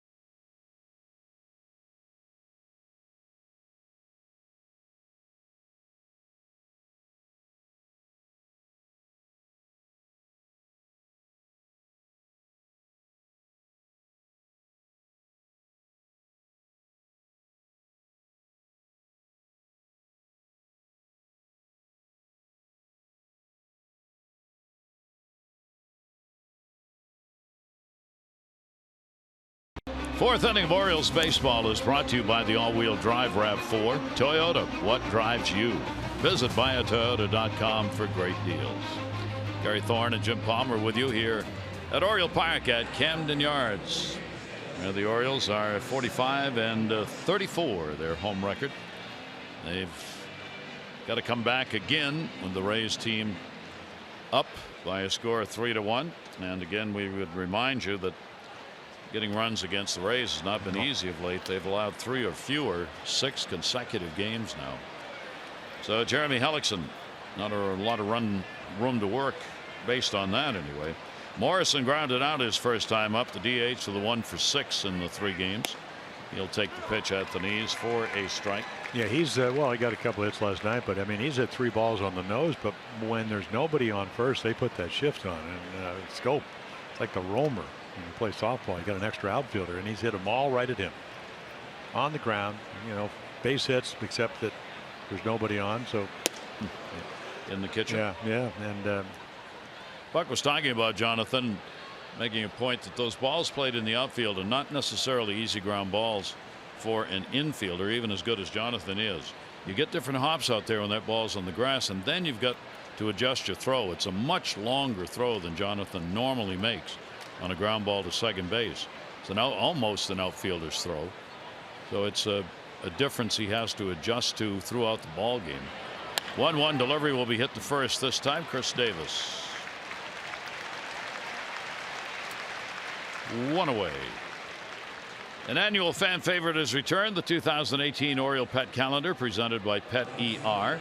It's on sale now at Orioles.com/pet calendar, at the ballpark, and at the official team store in York. Proceeds benefit Barks, the Baltimore Animal Rescue and Care Shelter. This always sells out, so if you want to get yours, great gift for the holiday season that's coming up here. Put it away, forget about it, find it 2 years later and say, oh, I was going to give that as a gift in 18. I forgot. 1 down, nobody on. Is Souza Jr., strikeout victim, his first time up. Hellickson's delivery to him, that'll be rattled foul down the left field line. Souvenir for the folks. Orioles are going to finish up on the road, 2 in Pittsburgh, and then the games in Tampa Bay. Their win differential not good from home to road. It's the 3rd largest differential in Orioles history between home and road. Their win percentage is .382 on the road and .570 at home. Yeah, 19 games under on the road. And I keep asking people questions. You know, I can see why maybe your runs per game, because this is such a hitter-friendly park, that's down a little bit. Manny's, what, 33 home runs, 22 here. Loves to hit here at Camden Yards. But the pitching better here at Camden Yards than it is on the road, with bigger parks on the road. I mean, still 27 outs. Yeah, they get to hit last. Park might be different. When we've looked at those, it's just enough. The ERA is just higher enough, and the runs per game is just down enough so that you lose. And that's all it has to be. That's all it has to be. You know, I mean, you remember Cal Ripken Sr. used to say, hey, boys, it's just one more than the other team. That's all you need that night. Pitch will be on the outside corner, located by Hellickson. He gets the strikeout, 2 down. So strikeout number 4 for him, and Souza's thinking that ball's, I guess, off the plate, but I don't think so. And this is the 2nd strikeout. Perfect pitch, outside corner. You'll look right here. He thinks it might be away, but it runs back, and boy, nicely presented by Wellington Castillo. So 2 strikeouts for Souza Jr. and both looking. Now for he's closing in. He's closing in on what, 2nd place. Chris Davis leads him with 72. Now he's got 60 caught looking. So 2 down here, and a strikeout victim also Dickerson. He did it swinging back in the 2nd inning. 2 down, nobody on. Rays up 3-1. Hellickson's pitch, that's going to be in there for a strike to him. Corey Dickerson, average for the All-Star break, good enough to get him to an All-Star game, as he had one of the best first halves in the American League. And as we noted the other night, after literally right at the time the balloting ended for the All-Star game, from then on it has been downhill. 0-1 pitch on the way. Pitch outside where Castillo had set up, trying to get him to go after it. 1 ball, 1 strike count. I mean, you had 9 guys in your lineup. Kiermaier's having a pretty good September, as is Longoria, as is Hechavarria. Everybody else, they're all under 200. You know, with some really, really low numbers. And the Orioles are, they have a number of players in the same boat. 1-1 delivery on the way, and that pitch is just going to miss. It'll be down a little bit. There's no question of the natural instinct when you know you're out of it. It gets tougher to grind out the at-bats than it does when you're coming through the season and the games have meaning towards the postseason. And then maybe for Dickerson trying to hit 30 home runs. So it looked like he's really under control early in the league. Got out in front of that one, goes deep to right field. Hayes going back. Looks like he's got room, and he does, right in that well. About 370 feet away. A 1-2-3 inning.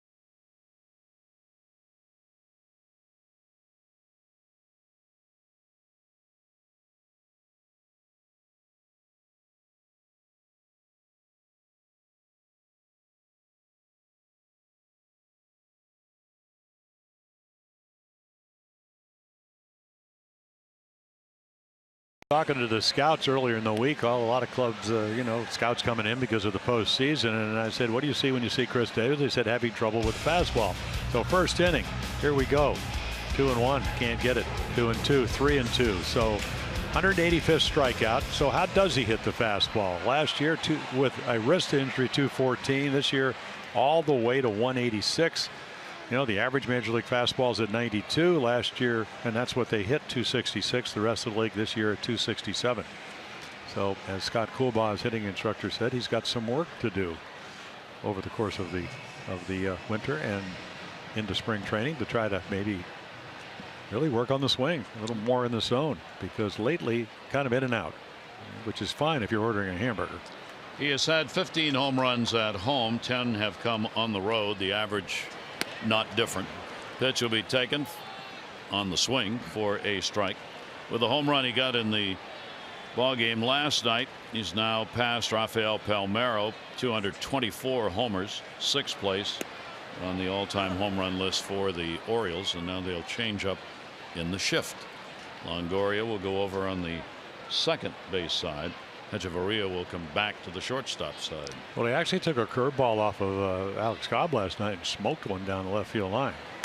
That one he'll foul back off the end of the bat. Count will stay at 2 strikes. But I think if you're Jake Odorizzi, and you don't want to get too full of yourself, but you react to the way the hitter reacts to you. So, when you're not pitching, you're going, okay, who's pitching and can he get to the fastball? And right. So far, he hadn't done it, and he'll do get it him again. on a swinging third strike at 94. And that ball is pretty much down the middle. So again, I just think it's Scott Coolbaugh says you better be ready to hit. And I think what happens is Chris gets in bad habits, a lot of movement, 0.4 of a second, and it's just hard to sync up all the rhythm you need to be a good hitter. And this year he struggled with that. Odorizzi's got 6 strikeouts in the ball game. Trey Mancini, one of the victims. His first time up. Odorizzi's pitch to him in the air, right center field, hit hard, going back with room. Kiermaier makes the catch with a little leap there. Not quite sure where his right fielder was, and tried to stay away from Souza. Or where the wall is. Yeah, he's been known to do this. I mean, he runs so well. He plays deep right there. I mean, last night he pointed at Souza. This time, well, I don't want to run into him. He's too big. And Kiermaier makes the catch. Well, he can make some amazing plays, as did Souza last night. He made the guy, for what, 3rd year, 30 home runs for the first time out in right field. He made a great diving play when the Orioles were trying to get back into the game. Mark Trumbo was a strikeout victim his first time up. 2 down, nobody on. Interesting. I think Souza put a card back in his pocket as he came back to his position, because I think he's doing, and I was talking about this with Wayne Kirby the other night, he's keeping a card on hitters as to where he should be playing here in this ballpark. Wayne Kirby said the toughest thing I go through is that players do not remember where they should be on different players. So why not just carry it in your pocket? Where do I play here against this guy Trumbo here in this ballpark? Now I'm going to go to it. Not a bad idea. Or use what the football guys do. I don't know. I guess the wrist probably thing? can't. Probably can't use that wrist thing because it would be an extra piece of equipment. Well, you could write it on the wristbands he has that match the card in the piping. pocket seems to work pretty good. Yeah. Or you can I always thought that Wayne Kirby moves outfielders, center fielders. They move the guys to the right and the left of them. Yep. That's a good idea. I mean, there's so much of this going on. I can understand why players would forget at times as to exactly where they're supposed to be positioned. So write it down, take it with you, look it up. But it does change from pitch to pitch, count to count, depending on the score. I mean, there's so many factors in. So I always thought that the outfield coach kind of does it a little more current. 2-2 to Lovery, and he got him. Odorizzi riding along here now. That's 7 strikeouts. He retires the side in order.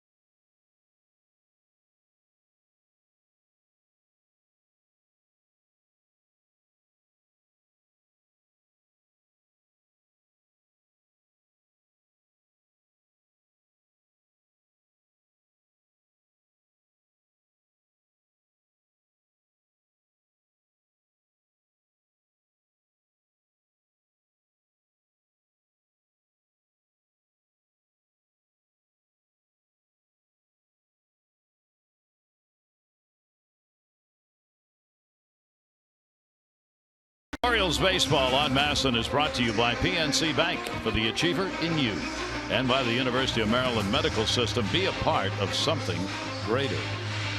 Fall colors on a summer night. 85 degrees when we started the ball game tonight. It was up to 90 during the day. Big crowd on hand on this Saturday night. Young girls getting into it. Look at the little one watching the bigger one. You do it, I'll do it.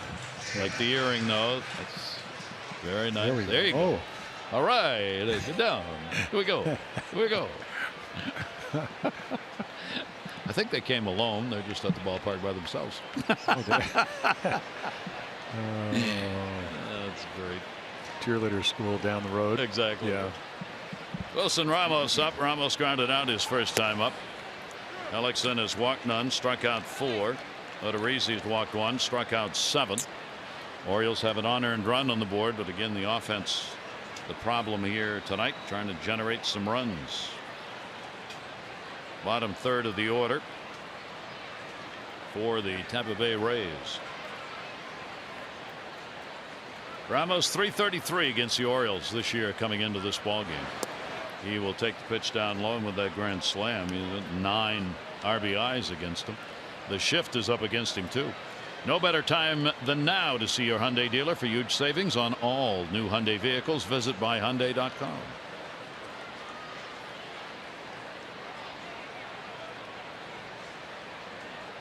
One ball, 1 strike count. Oh, good off-speed delivery, 83 and way out in front. Yeah, again, good fastball hitter. We saw that at the grand slam last night. Also, a couple of other hits. There it is. Take a little bit off. Good movement. It's not as much. I mean, location doesn't hurt, but if you can sell it with good arm speed, again, you can get away with changeups in the middle of the plate, especially if they're down around the knees. Of course, Wilson Ramos has always been a home run guy. And he'll go after a pitch and just tip it foul. Somebody told me it was officially fall, and I missed that yesterday, but it is. Fall started at 4:02 yesterday. Well, the September equinox. That's one of those leaves. That's why they changed. They plant snow. You don't fool Mother Nature. Well, you can't. You can't. Well, a little bit. Sometimes we have those warm springs. No, Mother Nature the knows. Trees go. Oh, big mistake. Big mistake. Big mistake. Got to bloom again. Yeah. I guess that's true a lot in life. A 1-ball, 2-strike count. Only if you're going good. Yeah, I mean. Yeah. More like you just fall off the tree. 1-2 delivery. And Hellickson trying to keep him going after those pitches away. Let him look at another one right there, and the count goes to 2-2. See, I mean, it's either the curveball, the changeup, or a fastball. The cutter, that's what he tried to get Lucas out. I don't know if it was a cutter he hit for the home run or not, but against the righties, a little bit more susceptible. So again, the changeup and the curveball come into play. 2-2 delivery on the way, and the catcher will foul that one back upstairs. Another souvenir to take home. Count will remain at 2-2. Jeremy Hellickson trying to work his way above the average we talked about of 5-inning pitch per start since joining the Orioles. Overall, this is his 30th start of the year. The numbers of the Orioles have been almost exactly what they were prior to that. He hasn't gone down or really done any better with the Orioles than he was doing before. Foul back upstairs again. Yeah, I just think most people, again, when you make the trade, you're looking because your starting pitching is really underperformed, and you're going, okay, can we go out and get a guy that's pitched in the American League? Even known him been in 3 years, and he had, as you mentioned, 40 and 36 early on in his career. Can you bring him to the American League with a DH, and will he not throw as many home runs? Well, he has thrown a lot of home runs, and that's been one of the problems, and we saw it tonight. 2-2 delivery on the way off the end of the bat. Young Soo Kim, of course, involved in the deal that was with Philadelphia to get Jeremy Hellickson here. And do miss him around the ballpark. Not negative to Jeremy, but Young Soo Kim was a treat. Yeah, he was a terrific guy. I mean, one of the great stories. I mean, the Orioles do go to the playoffs last year. Just the fact he came from another culture and it started so slowly. Yeah. 0 for 24 and played at the level he did last year. 2-2 delivery on the way, and again taken outside. So he bit on a couple of those pitches early that were down and away, but the last two he's refused to go after. So a full count to Ramos leading off the 5th inning. You can see the pitch count moving up here. 3-2. Outfield deep, shaded to right. Full count pitch, and he'll foul that one off and do it again. Well, like I was saying, when you miss your pitch as a hitter, you can't let it go to you. I mean, the same with Hellickson. He's making great pitches. Change-ups down, fastballs in and out. Yet he keeps fouling them off because he can cut his swing down because he knows he's not throwing 93, 94 like he did when he came up with the Rays. 3-ball, 2 strikeouts. Going to have to be done again.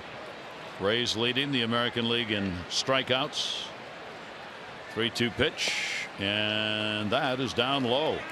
Well, there is an earned walk right there, and it's a leadoff walk here in the 5th inning. Let's see if the Rays can do anything with that. Take a look at our Heritage Automotive road ahead. Heritage Automotive offering you 20 convenient locations throughout the Baltimore area. Visit them in store or online at heritagedealers.com.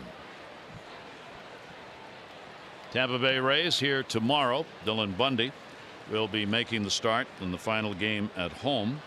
Chris Archer against him. And then the Pittsburgh Pirates. Kevin Gausman is going to start the first game in Pittsburgh. Buck has not made a decision on game 2, depending on how players in the bullpen are used here today, tomorrow, and Tuesday. Miller up, takes the pitch for a strike in the inside corner. Brad Miller grounded out his first time up. Yeah, and he'll look for a ball he can pull in that hole, and that's what the walk to Ramos does. I mean, it opens up that hole. I mean, you got this whole little chute right in here. You can ground it. Can't put the shift on Brad Miller. 0-1 count. No lead at first base. Pitch on the way by Hellickson. That'll be taken. Wow. And I think he wanted that one. He gave him a long look. Two-seamer down and away. Thought he might get the call. Gabe Morales does not call it a strike. Yeah, what you're trying to do, I mean, even if you give up a base hit, and you can see pitch number 2, at least our pitch cast has it a strike. You don't want that first and third, even though Hayes charges the ball. I can't imagine Ramos getting third. Yeah, big cut on one up and in, and got it in far enough that he couldn't get the barrel out on it. 1 ball, 2 strike count on Brad Miller. Miller 1-2 with a runner at first, 3-1 lead, 3-run homer. Duda, 3rd inning, putting it on the board. The Orioles an unearned run, no RBI in the 1st inning. When Scope scored on a double, single by Jones, and an error. 1-2 delivery to him. Got that one up as well. Hayes will put it away. Talking about starters rest of the year, Miguel Castro has been mentioned as maybe a future starter. Will he get a start this year? Buck Showalter says probably not. And one of the problems is getting to a spot where we can do that with him, because we have to use him in the bullpen. Like last night, we had to pitch, a lot of innings out of the bullpen again, so which he does. So it's hard to get him. I don't think it's a priority. I would like to in a perfect world. Yeah, he's made that pretty well known. Too valuable in the bullpen this year. Long relief has been so necessary, and Castro's been able to give you the 2-3+ innings. 1 down, runner remains at first base.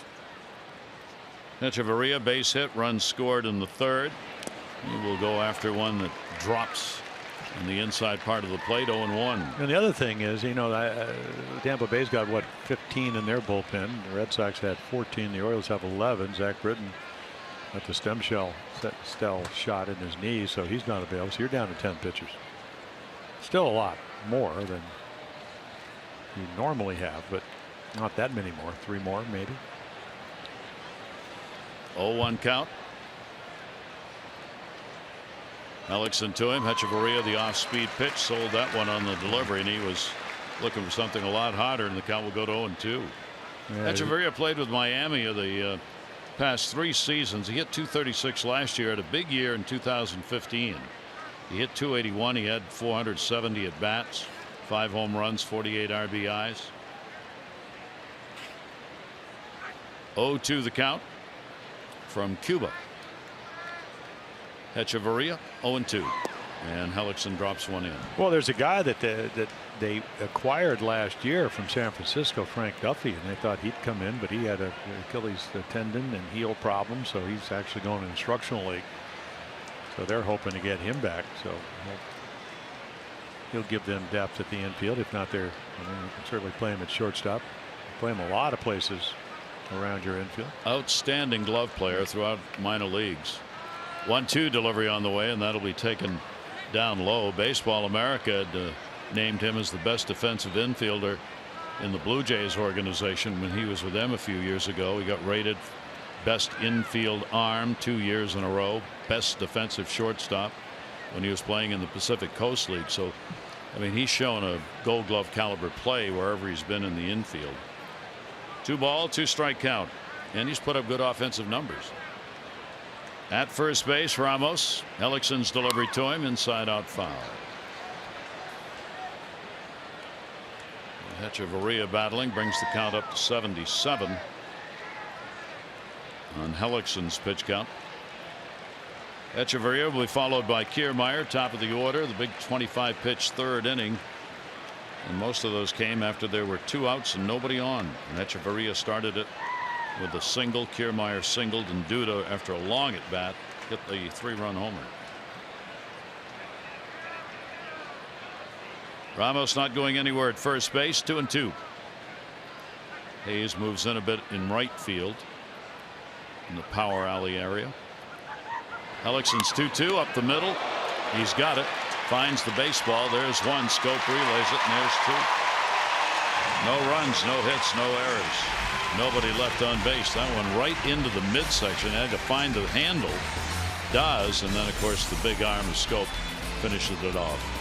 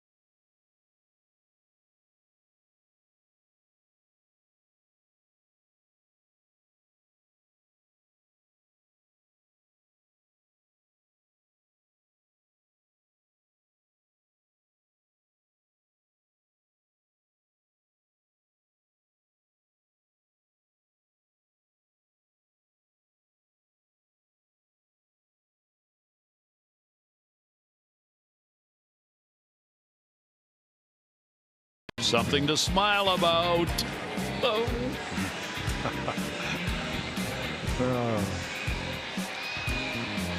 Oh, the kids are at the ballpark tonight, and there are lots of them. Oh my gosh. Got the bro shirt going there.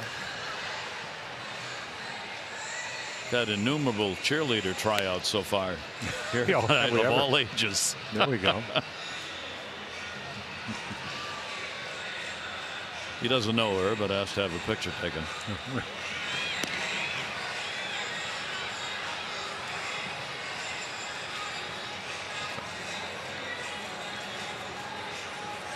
Odorizzi will get Castillo, Hayes, and Beckham.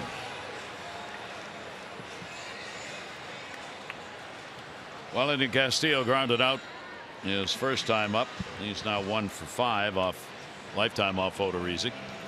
Odorizzi has settled it in. He gave up with 2 outs the Scope double, the single by Jones in the first inning, and that's the only chance really the Orioles have had. They got a couple on in the third, stranded them, retired the side in order in both the second and fourth innings.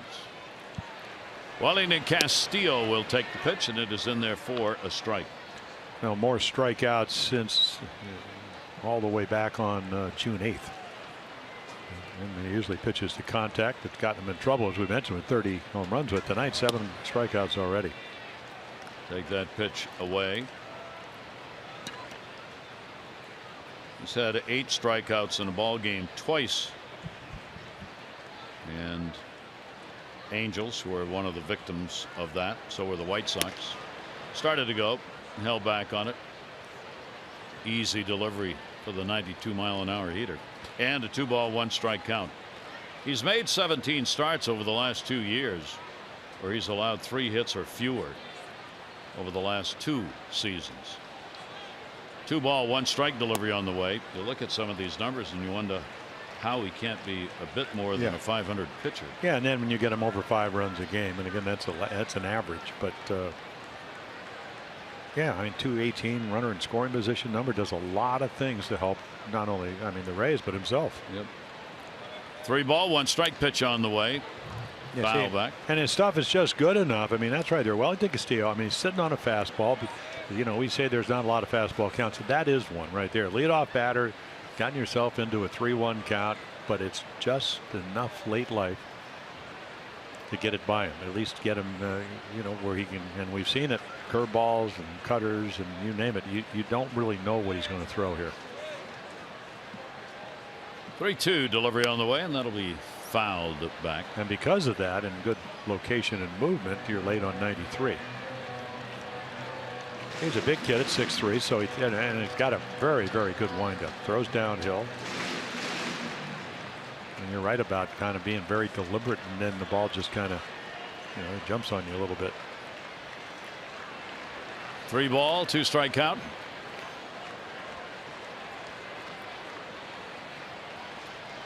Odorizzi's pitch to him, and he'll walk him. Well, again, Orioles get a walk and the leadoff walk. See if the Orioles can take advantage of it. On Friday, September 29, join the O's Zone Rally Team presented by Budweiser, 5 to 7 p.m. at Wayward Southern Bar and Kitchen in Baltimore. Special guests include Orioles pitcher Scott McGregor and the Oriole Bird.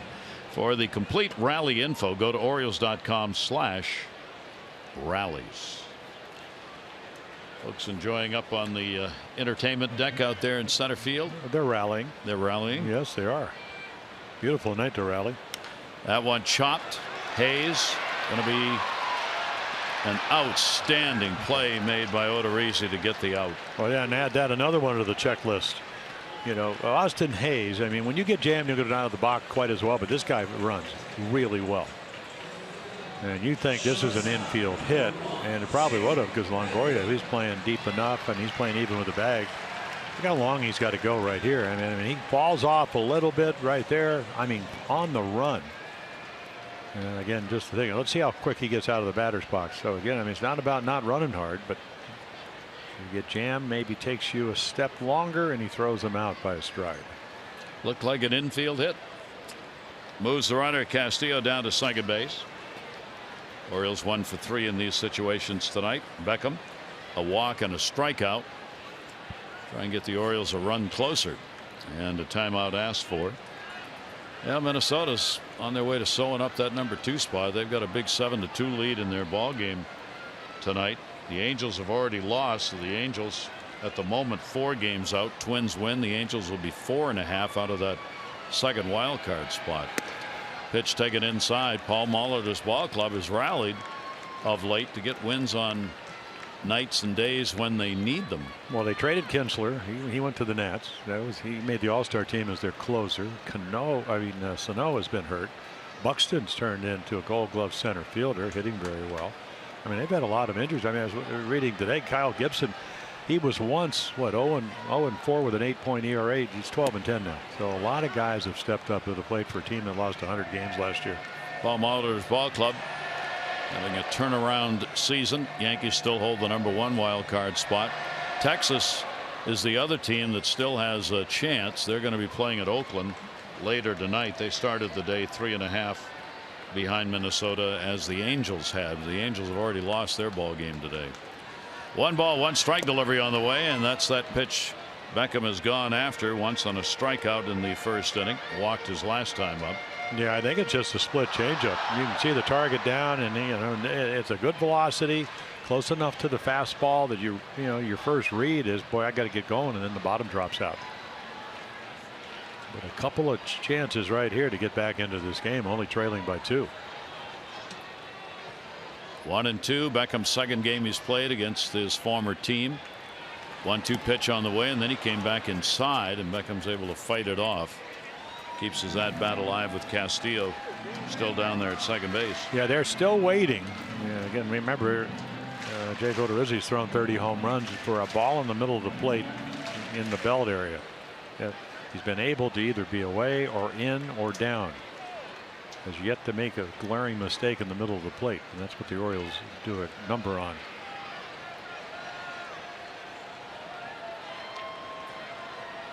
Odorizzi again will come with a 1-2. And Beckham, same spot, can't foul it off this time. Strikeout number 8 for Odorizzi. Yeah, this split fastball, I mean, it's a change fastball. It starts in the middle of the plate, probably moved 18 inches. Look at this ball dive. If you're Tim Beckham, you think it's going to be a strike, and it ends up almost on the white chalk line in the batter's box. So strikeout again. I mean, 8 strikeouts. So he ties his season high, Odorizzi does, in strikeouts. Runner on at second for Manny Machado after the 2-out RBI. He's popped to short, and he is popped to third. Castillo drew the leadoff walk in the air, right field. Sousa Jr. Warning track, and he'll put it away for the out. No runs, no hits, no errors, and 1 left on base. 3-1 Rays on top.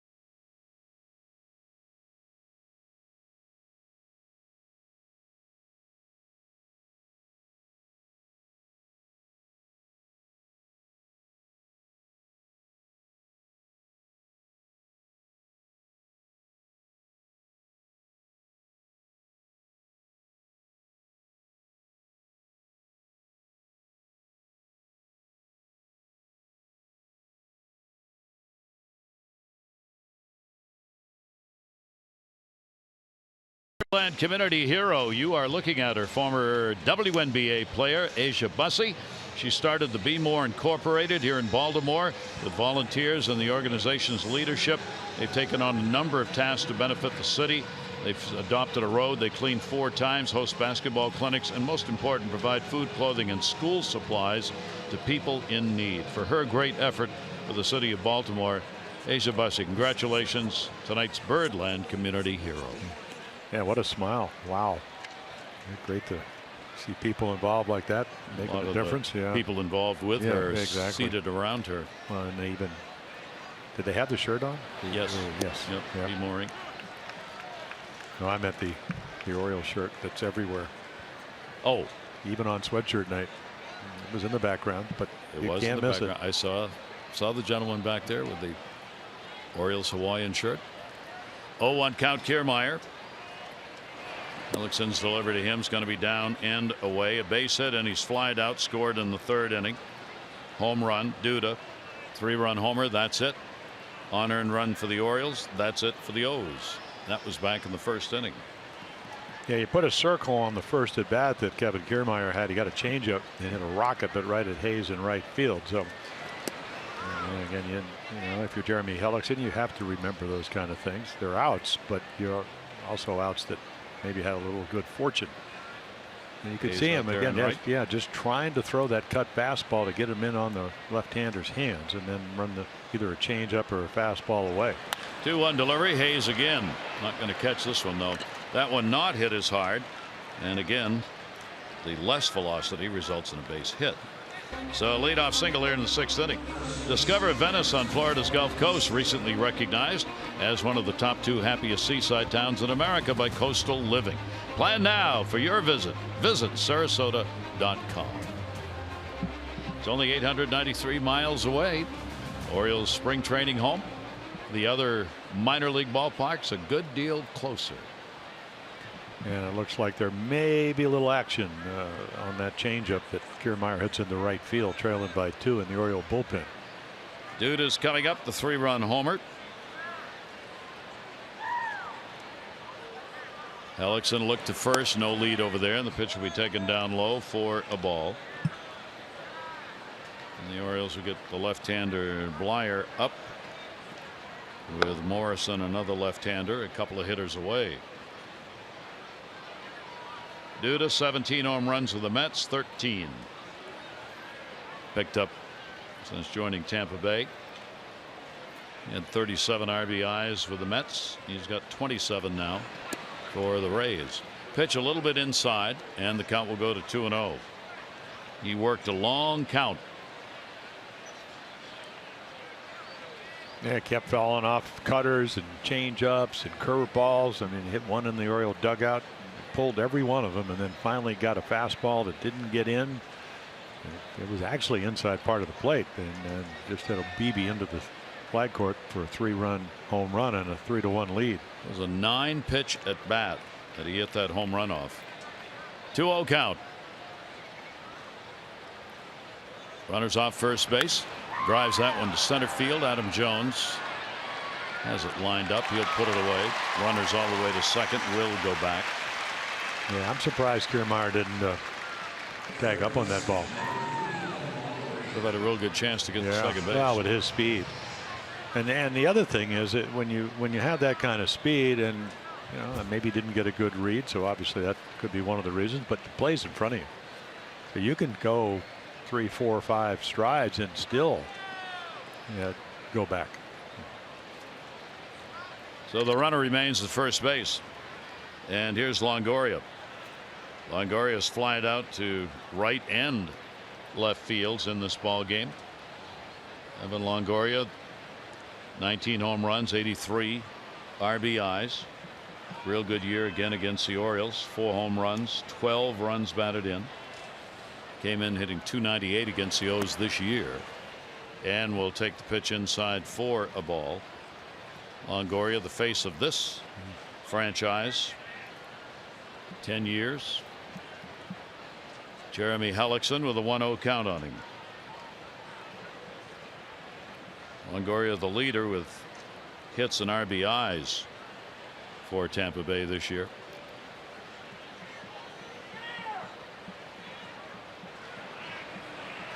One-0 pitch to him. That's again inside, and the count goes to 2-0. He tries to stay away from the power of those extended arms.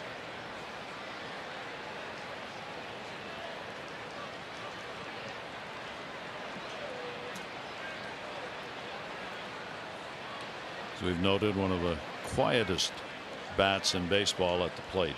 There's very little movement. 2-0 count. Just making sure he was aware. Kiermaier back to the bag. But over the a couple of years ago, maybe not as good a year as he won, so he made some adjustments. He used to be a little bit more open, so he's slightly closed. Always felt like he's going to maybe doze off because he's so relaxed. Until you throw a high fastball and you see how quick his bat is. Kiermaier at first, leaning a little. There he goes. Swung on, missed. One hopper, throw, tag, and plenty of time. Got him. Kiermaier's out of there. Well, Wellington Castillo has the ability. Again, they call it pop time. In other words, by the time you get the ball, how long and how many seconds does it get you to get it down to second base? And what, 1.8 is good. Kiermaier, I mean, heads down straight, and it's not even close. I mean, he comes popping up. Watch this. And on one bounce, it doesn't matter. Better duck, Jeremy. And he does. Look at that. That's out by what, 5 feet? And this is a guy that can run a little bit. So trying to look for his 15th steal. He said it's been caught 7 times now. Kiermaier out of there. Castillo throwing out 48% of base stealers this year. Jonathan Scope straddling the bag, laying the tag on. The ball was right there. So 2 down, nobody on. 2 ball, 1 strike count on Longoria. And he'll take the pitch a little bit away. And Morales, I think, is one of those. After watching him, and again, this is no reflection whether it's good or bad. It's just that, some guys help the pitcher, some help the hitters. He's a hitter's umpire. Has been. Yeah. Okay. Well, there he's exactly right on line tonight. Not by a great extent, but that's where the favor's been. 3-1 pitch on the way. Longoria will ground it towards third. Backing up, 360. Right on the money, Manny Machado. So no runs on 1 hit, no errors, nobody left. Alex, and a little help from his buddies defensively.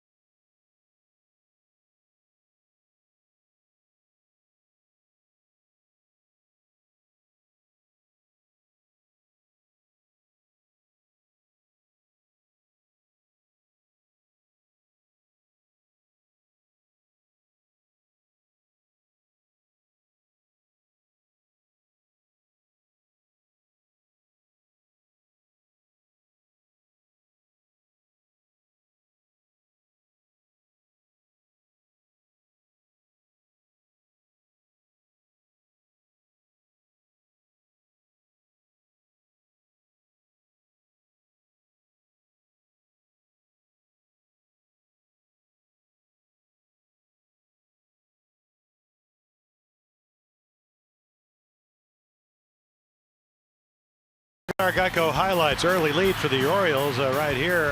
Duda cannot make a good throw. 2-run error. Adam Jones will go all the way to third base. And then Duda, 8 pitch at bat after a couple of singles, makes it 3-1, 107 miles per hour off the bat.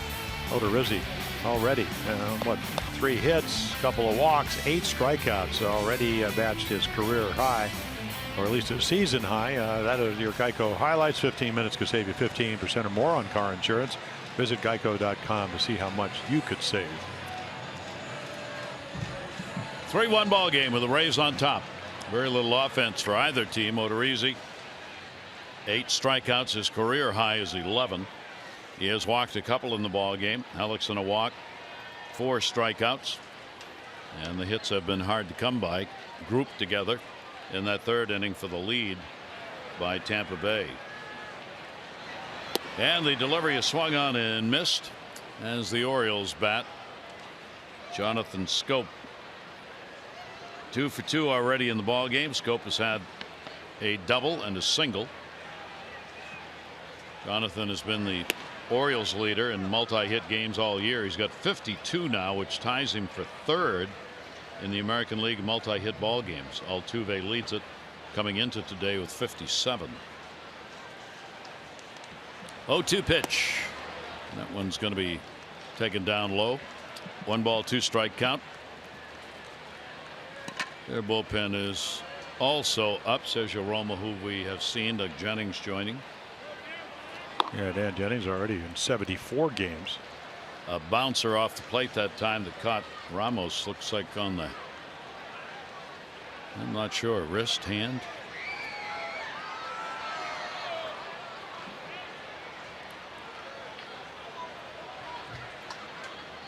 Yeah, I mean, way out in front of home plate, right off the palm of his throwing hand. And so he regroups, bangs himself in the head a couple of times. Always a catcher's reaction. If you're hurt someplace, bang yourself in the head and it'll go away. Your head will hurt. Yes, right. 2-2 delivery on the way, and fists that one into the seats. Well, it's a catcher form of acupuncture. Yes. Or something like that. Something like that.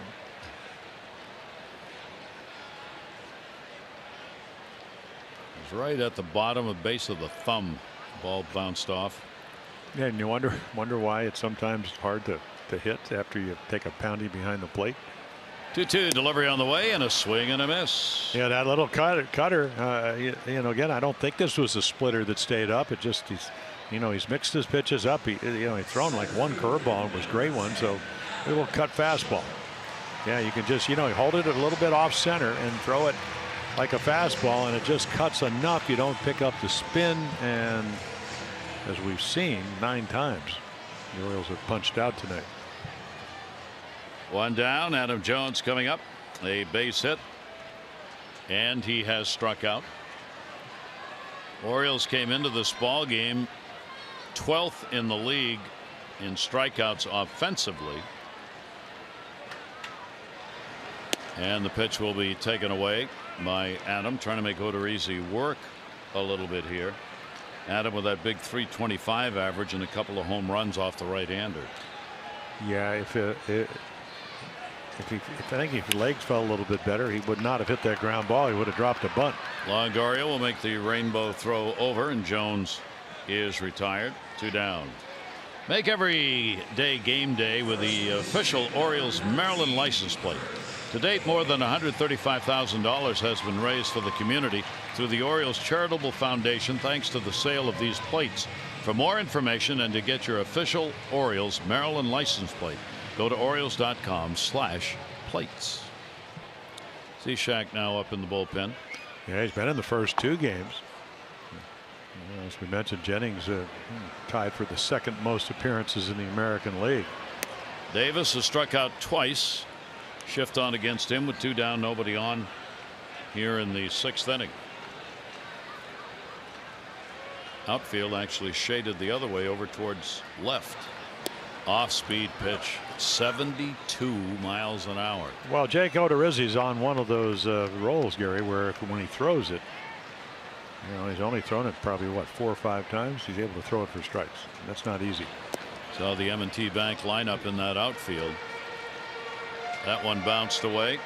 3 runs, 4 hits, an error for Tampa Bay. The Orioles 1 run, 3 hits, and no errors. Well, when you talk about the Rays bullpen, they have gone 62 innings without giving up a home run.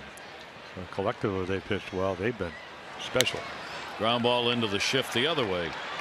Echeverria, the only one over there, will make the play. Orioles are retired in order. That's 6 complete on our Saturday night. 3-1 Rays.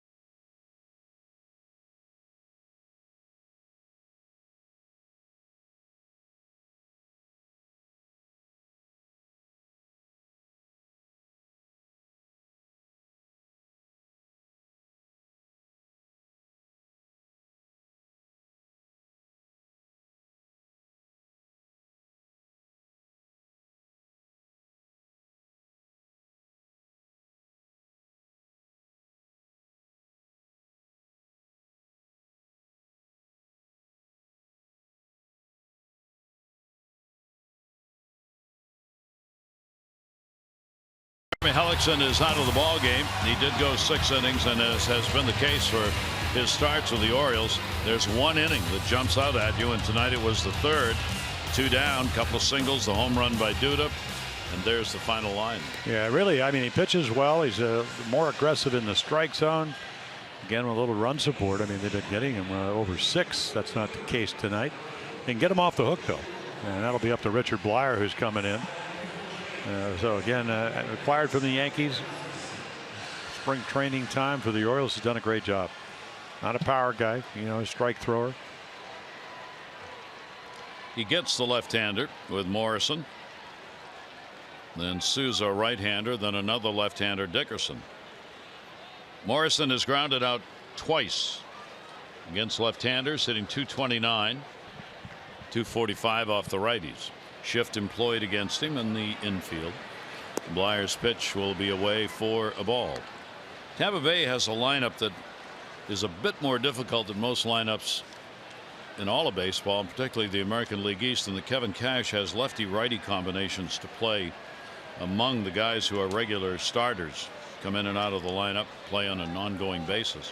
So it's very tough sometimes matchups because you've got splits. You get the lefty-righty, lefty-righty going all the way down through the lineup. Yeah, and then the lefties, I mean, Morrison, what, 6 of his 36 home runs, .229, so not horrible numbers, but lesser numbers against the left-handers. Dickerson actually hits over 300, but not as much power. 3 home runs. You don't 1 ball, 1 strike delivery on the way by Blyer will be tapped down to first, foul. Yeah, Richard Blyer just hides the ball well. You know, big guy, usually throws downhill.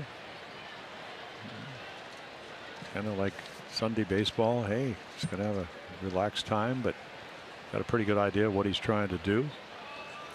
4 1/3 innings against the Rays this year. He's given up no runs, 3 hits. This is game number 6 he's worked, so he's come in specialty situations primarily. Well, you'll see his number. That's, you know, he'll turn his back on you, so hides the ball great. Outside with it. One of the points Buck Showalter is making the other day, we were talking about September baseball. He and I hate it egregiously. And Buck said one of the things that September baseball does, it makes some managers who maybe don't manage very well look pretty good, and it takes away from guys, and he wasn't talking about himself, but it takes away from managers who really do make a game work. because you got so many choices with so many players that there's not much managing can do. You can match up about any time you want, any time of the ball game. And you're talking lefty righties or what numbers against a certain pitcher hitter are. You can do it all night long when you got rosters that are 35, 38, or with the Dodgers 40. So managers, you don't have to think a whole lot about it because you don't have to look very far ahead, because whatever it is, you can do it right now. But don't you think, though, I mean, on the winning clubs, you're still going to usually go with the guys that got you there. Yep. I mean, you might see a couple of changes. You want to see some young guys. I mean, they brought up Buehler, the right-hander for the Dodgers. So 2-2 the other way down the line and foul. But even the it's funny when even when you're really good managers, and Terry Francona, one of them, when the Red Sox played the Orioles, what I think 2012, the last 7 games, he didn't split his right-handers, or his left-handers, and the Orioles took advantage of that. With Rapata, they had like five lefties in the bullpen because of what Buck and you were talking about, expanded rosters, and then he did. 2-2 delivery, and Blyer rears back a little more on it. It's 90, and you got him. Yeah, and location too, Gary. You turn it over, the two-seamer. Morrison's done a nice job of covering outside, and then all of a sudden, zip. He's looking away, trying to keep his shoulder in, and he just can't get to that fastball. Great location, good movement. So Blyer gets an out here in the 7th inning on the Morrison strikeout. Souza Jr. has already struck out twice in the ball game against Hellickson. Both were called third strikes. Dickerson will be waiting on deck. In the 7th, 3-1, Rays on top. Pitch misses outside for a ball. Cishek in the bullpen alone at this point. He's ready to go if needed. Souza Jr. 252 off the lefties. 22 points higher than against right-handers. 1-0 delivery to him, chopped back into the screen, foul. That one got Wellington Castillo a bit. 1-1 strike count. Well, he came over to Tampa Bay right after the 2014 season. So next year, it'll be his first arbitration year for a small market team, and every number's gone up. RBIs, except the batting average. But, hit him. Oh, got him. So he'll go down. You would think that hurt it. That's like it didn't even bother him. If it got him somewhere, right there. I mean, it got him in the shin. And it's like, so what? Wow. Well, Cutter, that backdoor slider just nails him. Souza's been hit by a pitch 7 times this year. So Blyer will have to work with a runner on, his 4th hit batter. Davis will hold the bag on him. Runner at first, 1 away. Dickerson, he has struck out and flied out in the game. Couple of hits, 10 at bats so far in the series. 1 down, throw over, easy toss to get him back. With the 0 for 2 that he's taken in this game, Corey Dickerson over the last 18 games has gone 8 for 56. Down around 140 batting average over that extended period. Souza's got a pretty good lead. He stepped off to the cut of the grass. Ground ball is going to go to third. Manny lets it go. Oh, didn't let it go, but it went off his glove.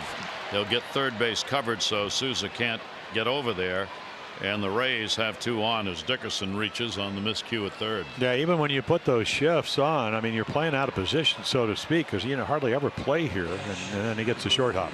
Ball stays down, glove does it. And you could see Josh trying to kind of catch it on like with a cesta, a highlight court. And it hits the bottom of his glove, and they get runners now at first and second.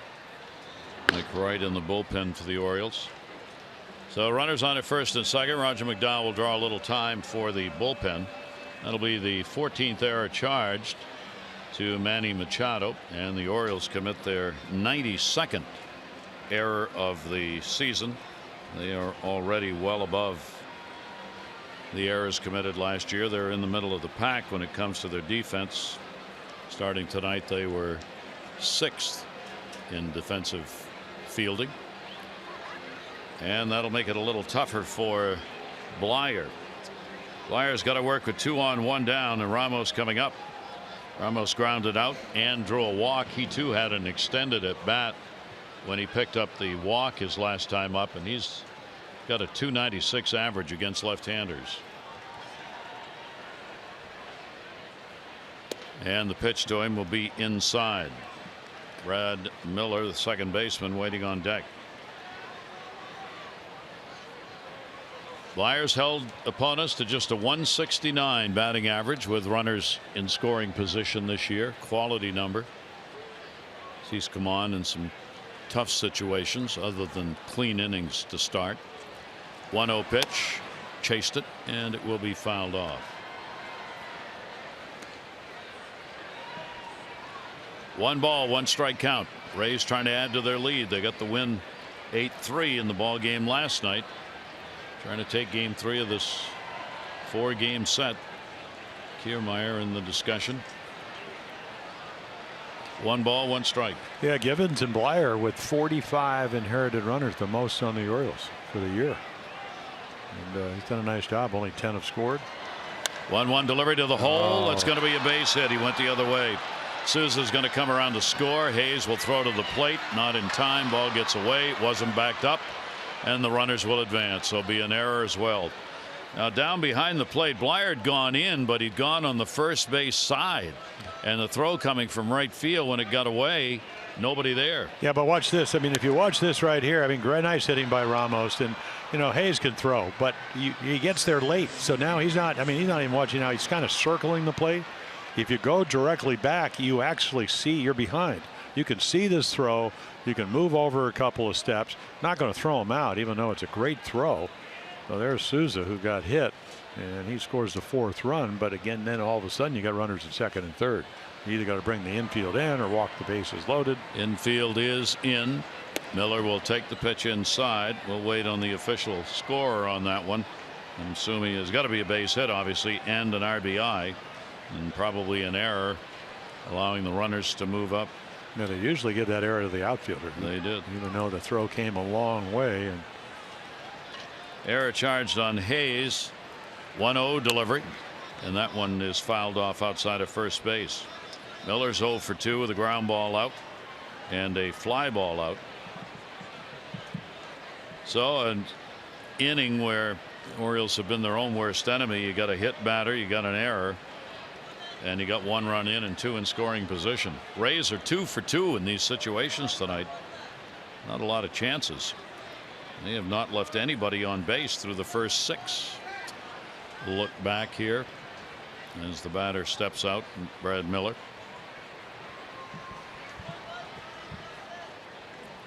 One ball, 1 strike count. It's a big at bat. Blyer's delivery again is going to be fouled off. Base hit here could add 2 runs. Miller's hit only .225 off lefties, but it's better than his .186 off righties. Yeah, he broke up that no-hitter by Mike Montgomery with a home run. Low fastball down and in, drilled it when the Cubs went down to Tampa. 1-2 pitch to him. Fly ball, center field. That'll get a run in. Dickerson will tag up at third base. Runner tagging at second as well. Ramos is not going to go. Throw all the way into third. So a sac fly and an RBI for Miller. 2 runs in the inning. Yeah, Richard Blyer couldn't throw that ball down enough to get him to pop it up, so he got a hittable slider, and he did exactly that. What pitch are you looking? Something up in the zone to put into the outfield, and it gives them their 5th run. So Ramos in the inning got his 31st RBI. Brad Miller picks up his 34th. And now with 2 down, a runner on at second base. Echeverria, the base hit, a run scored, and he is hit into a 1-4-3 double play. Echeverria will launch one to right field. Hayes going back. Hayes on the warning track, goes up and makes the catch. What a play. Austin Hayes in right field, timing it perfectly. Has to climb the wall by the scoreboard. Up. Gotcha. Can't believe it. 2 runs in. Inning ends on a great defensive play.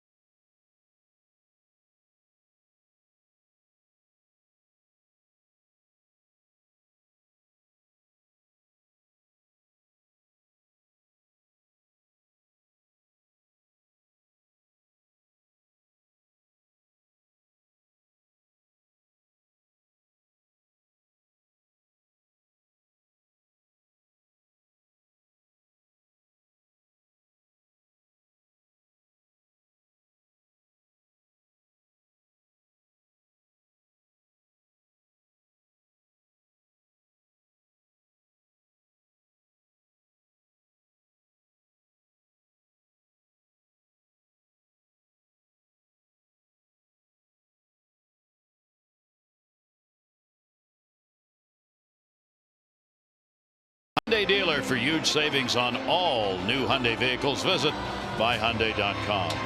Our PNC minor league report. PNC for the Achiever in You today. The 2017 award winners. Yeah, Garbez Rosa again. All the batting champions. The Bowie went to the playoffs. Same with Frederick. You got Alex Wells. We saw him. I'm actually down on the field for the Jim Palmer Award. Austin Hayes. Well, yeah, we just saw the human fly made it one of the best plays I've ever seen in right field. So. Again, the minor leagues, we saw some numbers. They'd gone from 25th all the way to like 15th or 16th. So congratulations. Yep. And a great day for them as they get recognized here at the ballpark. And Hayes continues to write an interesting beginning. It's only a beginning, but he has done a lot of things right. Well, they said he was a skilled player. I've been here a long time. I don't know if I've ever seen a better play. I mean, contact right into the wall.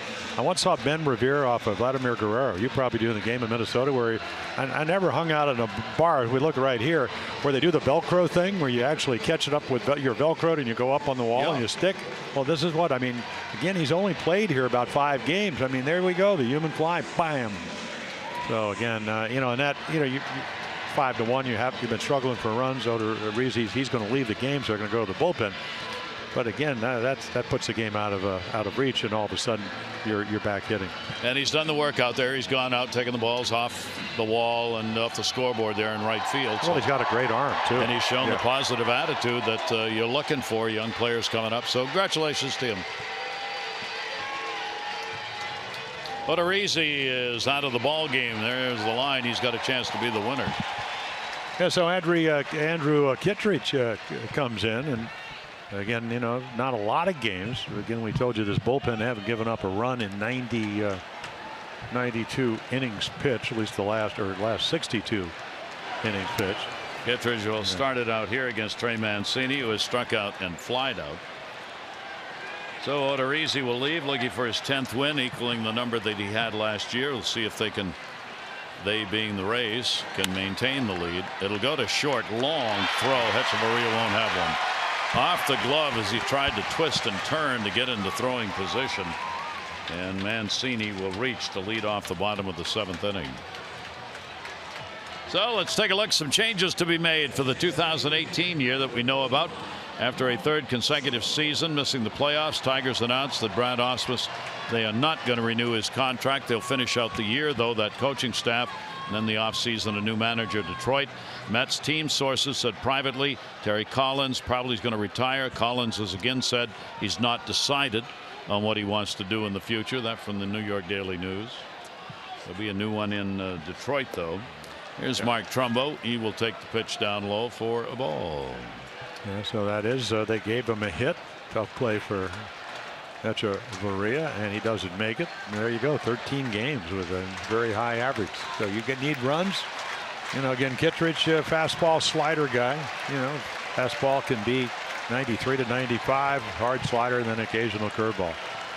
Kittredge's pitch will go to right field. Souza Jr. coming on.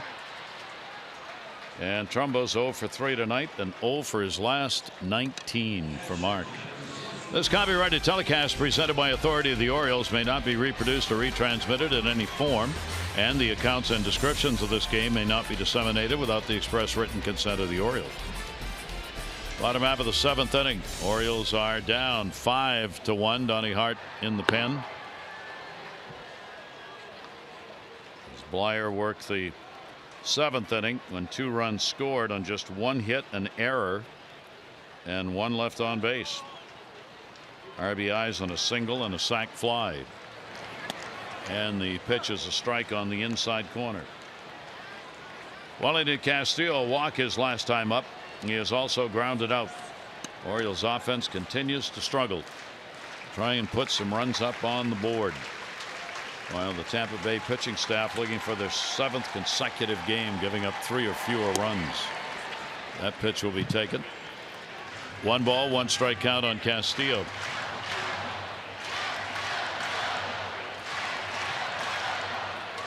1-1, 1 down.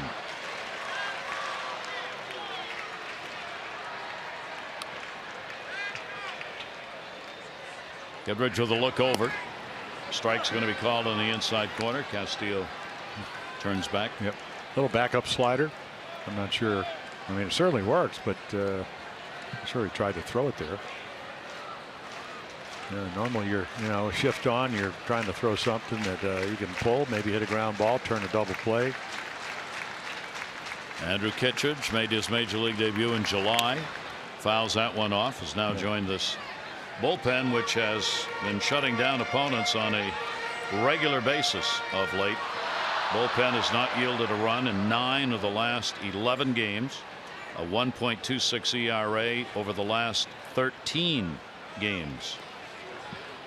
1-2 the count on Castillo. Trey Mancini with a base hit. On at first. Orioles 4 hits in the game. That's going to bounce all the way into the camera well. That'll be a wild pitch. Bounced off the plate, and that may have gotten Ramos again. Yeah, he got his head down. He got hit in the palm of the hand last inning. So Kittredge, who was 6-1 with an ERA of under a run and a half, he just bounces it. And again, I mean, right off the wrist. So he got the right palm, now the left wrist. And again, well, I mean, the old dreaded.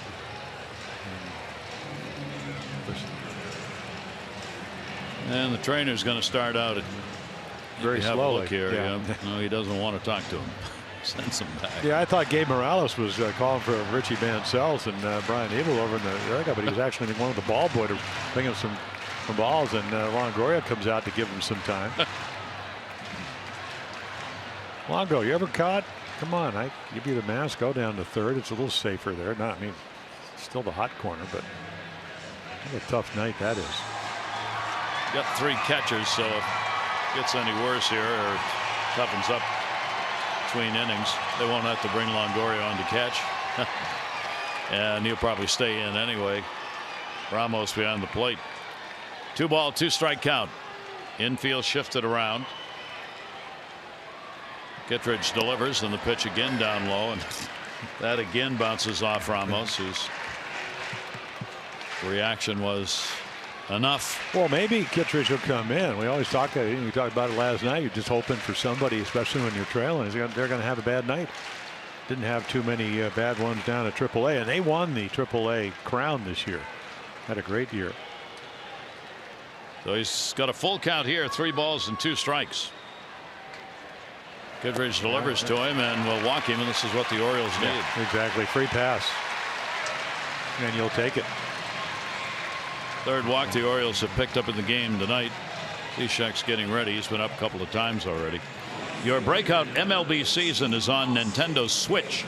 RBI Baseball 2017 filled with fast-paced pickup and play. MLB action packed with all your favorite MLB teams, players, ballparks, and more. Get RBI Baseball today for Nintendo Switch. Learn more RBIGame.com. So Kittredge with runners on at first and second, only 1 away. Hayes will go after a pitch down and away. Very good. There's the good slider. So he's got a good arm, and again, Austin Hayes kept him in the game with that catch. 0-1. Infield already. They've decided to use the shift against Hayes. So they leave that right side to the first baseman, Duda. 0-1 delivery. Breaking ball. Another one in the dirt. Stopped. Well, the scouting report on Austin was that he was a pull hitter, and he did hit between A ball and AA. And there's that slider. You can see it right out of his hand. And then Ramos makes a nice job, kind of slides over. But again, pull hitter. He likes to pull. Even though the home run in New York was to right center field. Kittredge 1-1 delivery on the way. Went up with the pitch in the strike zone, and a 1-ball 2-strike count. Well, that will be the pitch of choice. We've seen him hit good fastballs, and again, can you hit the slider? And again, he said, hey, there are a lot of guys at AA that throw as hard as some of these guys. They don't command it as well. But again, the breaking ball, that can be the neutralizer. Andrew Kittredge out of Spokane, Washington. 1-2 delivery on the way, down low, and again bounced and got him. Well, he struck him out. Yeah, and then what happens is when you look bad on a couple of sliders, you start looking for pitches, and when you do it with 2 strikes, sometimes you take a ball right down the middle. I mean, it's a good fastball. It's at the knees, but look at the late life, and it is right down the middle. It's like he wanted to throw to second base after that ball bounced out of his glove. So a big strikeout, Kittredge, and there are 2 down. So Beckham up. Beckham has struck out twice, and he has drawn a walk. Kittredge, a longtime minor league player going back 2011. 7th minor league year this season. Had never been called up to the majors before. They got him in a deal with the Seattle Mariners. He was a non-drafted free agent the Mariners signed in 2011. Pitch is going to be in there for a strike. But you could see good velocity, and we've seen good sliders. That one was at 97. It's a little light.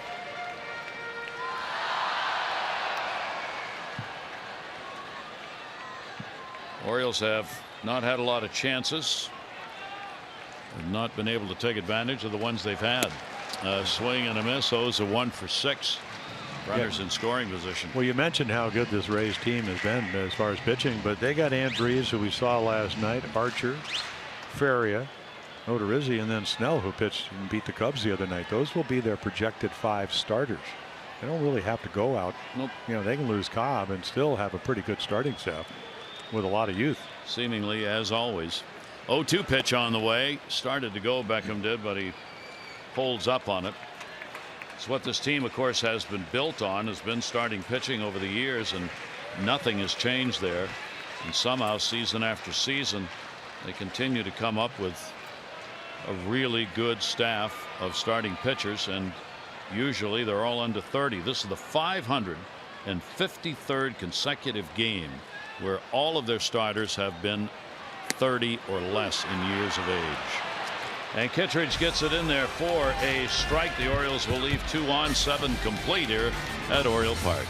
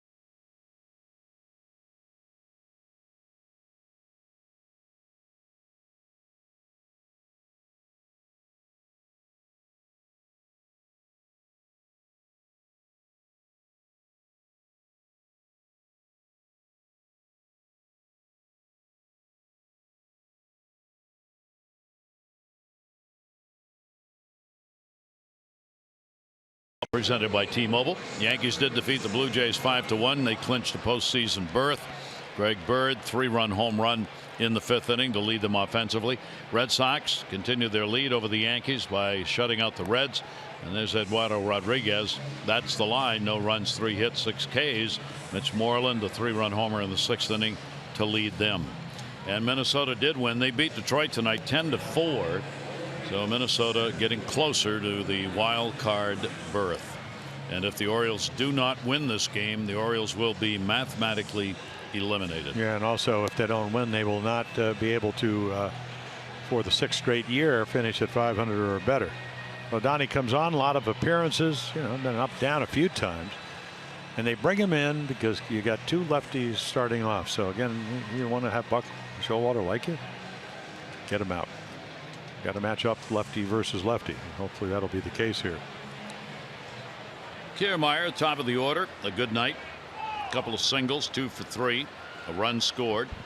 5 runs, 5 hits. Tampa Bay. 1 run, 4 hits for the Orioles. Blyer worked an inning, gave up 1 hit, 2 runs, and they were both unearned runs. Yeah, the error by Manny Machado kind of, and then that sacrifice fly, that would have been the 3rd out of the inning. Hellickson, the starter, 6 innings, 3 runs earned on 4 hits. And the sweeping pitch will be taken for a ball by Kiermaier, who's already had twice as many hits tonight as he had all year against the Orioles. 1 on the year coming in, 2 on the night. 2-0 count. He is now 3 for 22 this year against those pitching. Kiermaier bat on shoulder. He's going to wait till he gets a strike, and he'll get one right there. And Hart comes back on him 2-1. Joe Romo has been up a couple of times. Yeah, Mike Wright. Wright's ready. Same, yeah. I got Alan Mills, Oriole bullpen coach. 2-1 count on Kiermaier. And that pitch will be outside by Hart. Yeah, it's one of those very rare straightaway old news defense. Everybody playing pretty much right up the middle. No shifts, no nothing.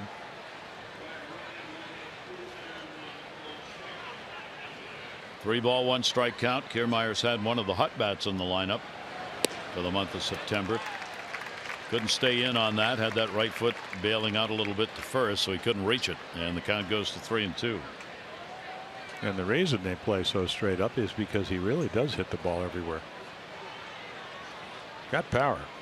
He's got 14 home runs. I mean, when he took Wei and Chen here way up in the bleachers one Sunday afternoon. 3-2 delivery. That'll be on the ground to first. Davis will get to the bag in time. 1 down here in the 8th inning. Orioles baseball on Masson is brought to you by M&T Bank. Understanding what's important. And by the hotels at BWI.com. Minutes from BWI Marshall, Amtrak, and Interstate 95. Discover the convenience of the hotels at BWI.com. 42,482 the announced attendance tonight. 42,482 on this beautiful evening here at Oriole Park. Orioles had a lead in the 1st inning on the unearned run. That was taken away in the 3rd on the Duda 3-run homer. Added to 2 unearned runs 7th inning. Pitch will be taken down low for a ball. Duda is also flied out and struck out. That home run, 3rd inning, is 30th overall in the year, and it came on the 9th pitch of the at bat. 1-0 count. Scope way out in right field on the shift, and that'll be fouled off.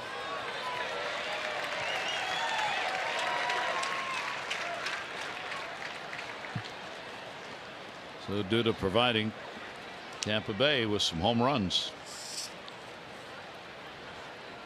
Now has 64 runs batted in.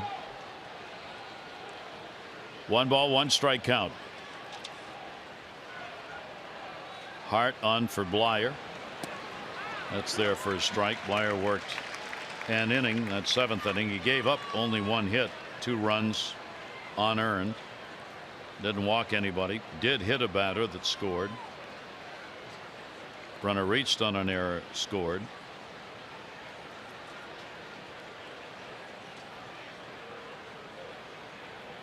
One-two pitch. Duda can't wait. 74. Yeah, it just got to 2 strikes and then tricked them. And here, this is going to get him out of the game. Match up, gets Kiermaier out to ground out to Chris Davis, and then strikes out Lucas Duda. And your night is done. Yeah, Mike Wright will come in. 2 down here in the 8th inning. The Rays lead it by a score of 5-1. Longoria coming up.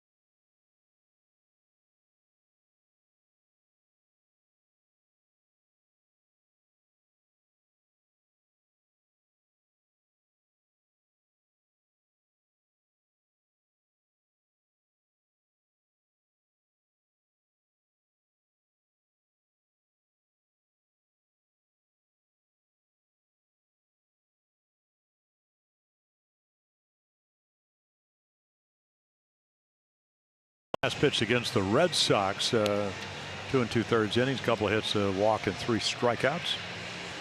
Again, 4 and 6 down at AAA Norfolk as a starter.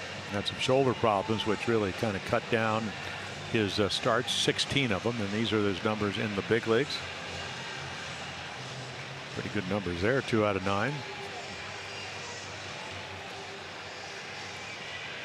Blyer worked the inning, 2/3 for Hart, 1 strikeout, 2 down, nobody on. And Wright will face Evan Longoria, 0 for 3 in the game. He's had a couple of hits, 12 at bats, one of them a home run in this 3-game set. Wright with 2 down, nobody on. Longoria takes it outside for a ball. Primarily working in relief when he comes up to the big club. Used as a starter at AAA. 16 starts at Norfolk. 1-0 pitch. His career numbers as far as coming out of the bullpen, 20th appearance as a reliever here tonight. He's gone 1-0 with a 4.15 ERA. 2-0 pitch into the shift. Beckham. Stretched by Chris Davis. Longoria is retired. A 1-2-3 inning, bottom of the 8th inning coming up. 5-1 Rays.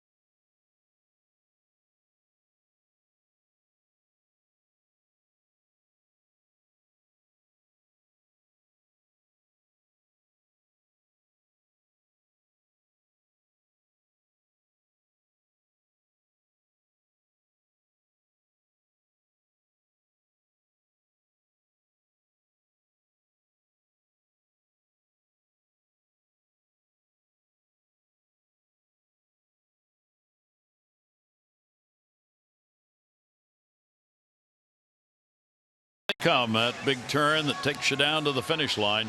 Justin Verlander's doing it in style. 4-0, 0.64 ERA. First 4 starts with the Astros. Have only been 4 of the pitchers to go 4-0 with an ERA under 0.7 in the first 4 starts with their new team. They are Boo Ferris, Fernando Valenzuela, Tim Wakefield, and Jordan Zimmerman.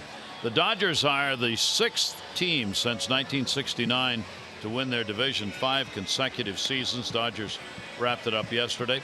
And with Minnesota's 2nd straight win over the Tigers, Twins are all but guaranteed their ticket to October. Now have a 90% chance of reaching the playoffs. And as we said, they have won again today, so it's probably even a little higher than that.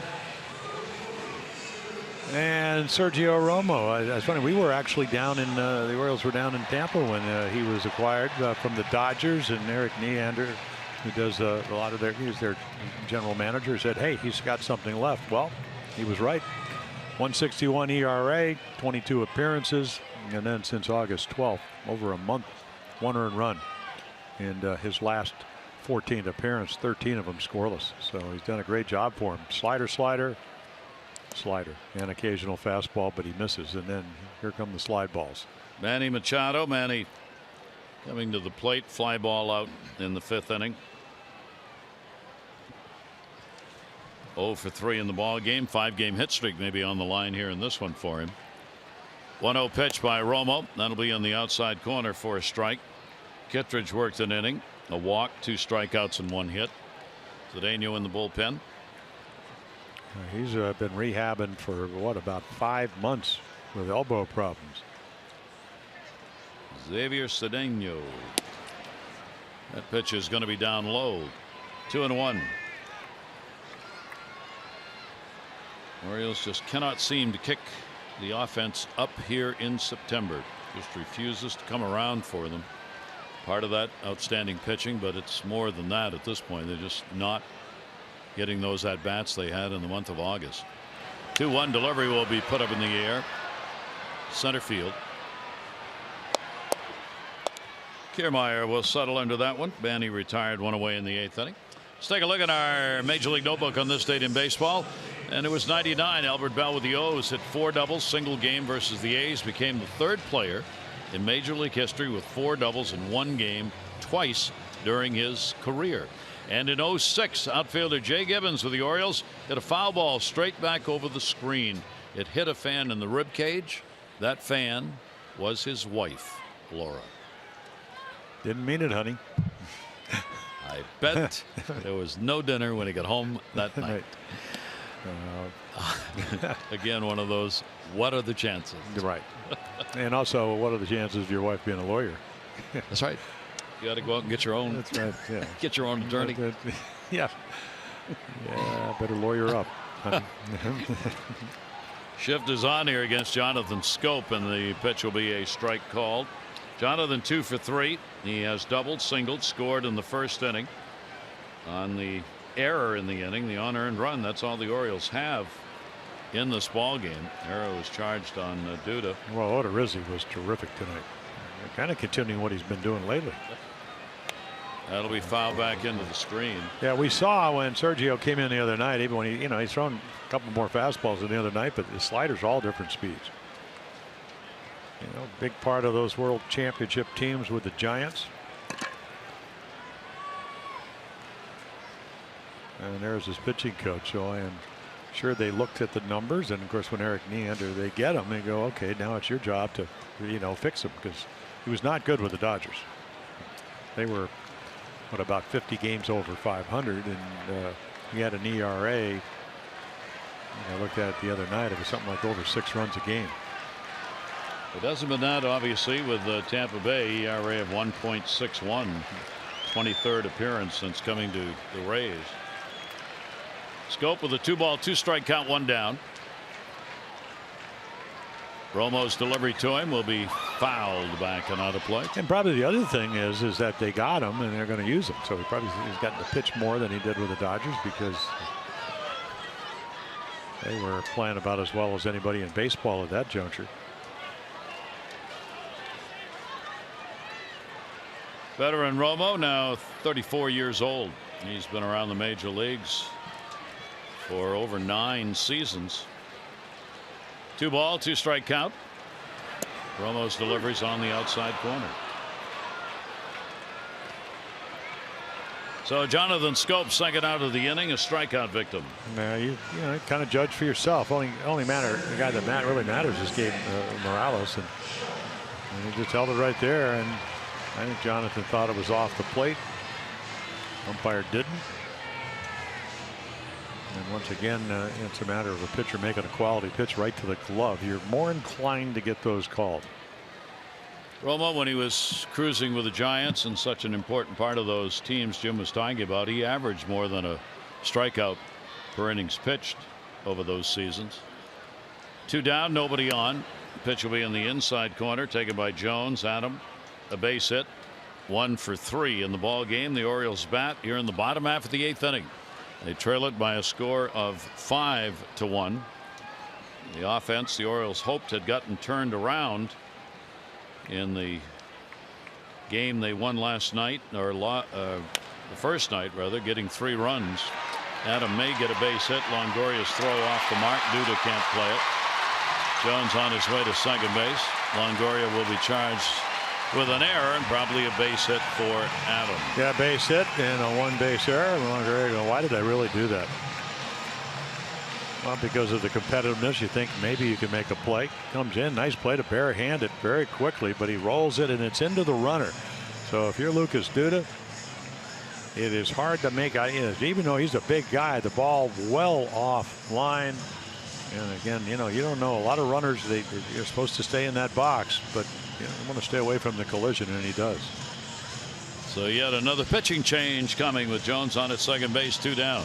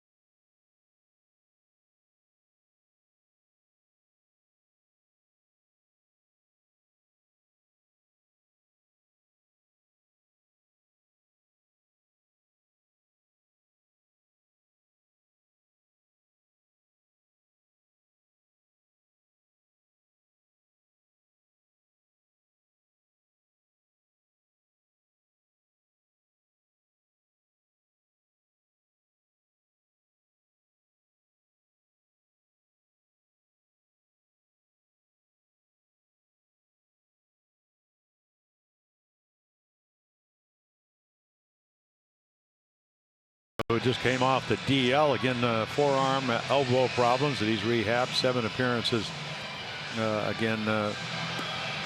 In 2 1/3 innings, base runner in all the appearances, and then he's given up a lot of inherited runners. He's allowed 8 inherited runners to score 61.5%. Again, usually a guy when he's healthy that dominates left-handers. And again, if you look at 191 left-handed batters, only 1 home run. So again, a guy that usually you can bring in when healthy, and you're going to get a good matchup. See how he does here against Chris Davis. Played with the Washington Nationals for parts of 3 seasons.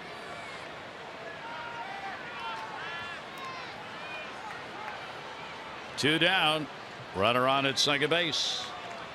Chris Davis. First pitch, Brad Miller, and that's that. So Cedeno comes on, gets it done. No runs on 1 hit, 1 error, and 1 left on base. We go to the 9th inning with the Rays on top of the O's 5-1.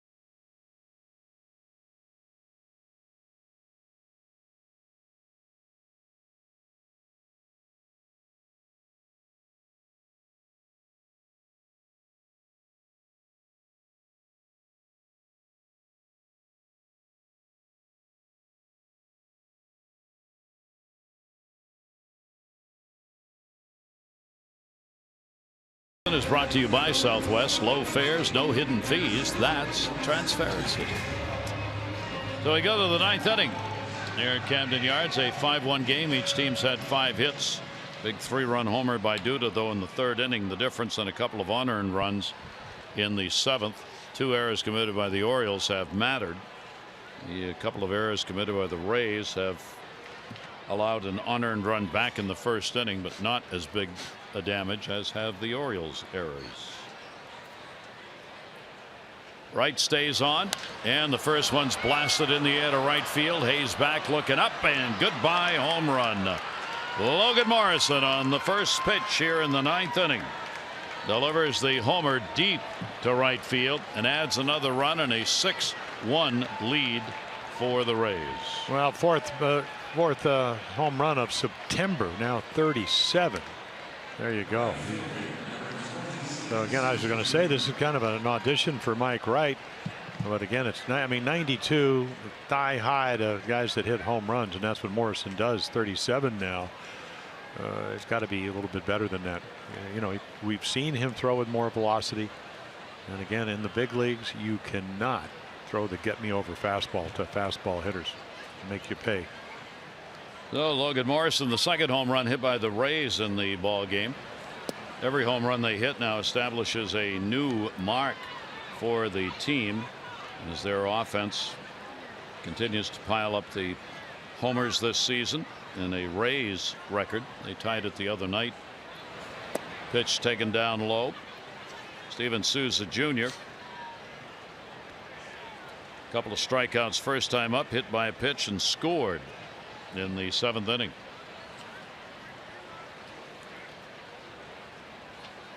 Wright's delivery hit him in the batter's box. 218 home runs have now been hit by the Rays. 215 was the old mark. And a 2-1 count. Yeah, strikeouts down for Souza. Home runs up dramatically. Part of that big 11 player deal. Up the middle and into center field, off the bag into right center field. He's going to go for 2. Nope. Sees the ball's picked up by Hayes and gets back. Hayes says, please try to stretch it into a double because you're out. But again, it's the hustle factor. You know, you see the ball going back up the middle, you know it going into center field, and then it hits the base.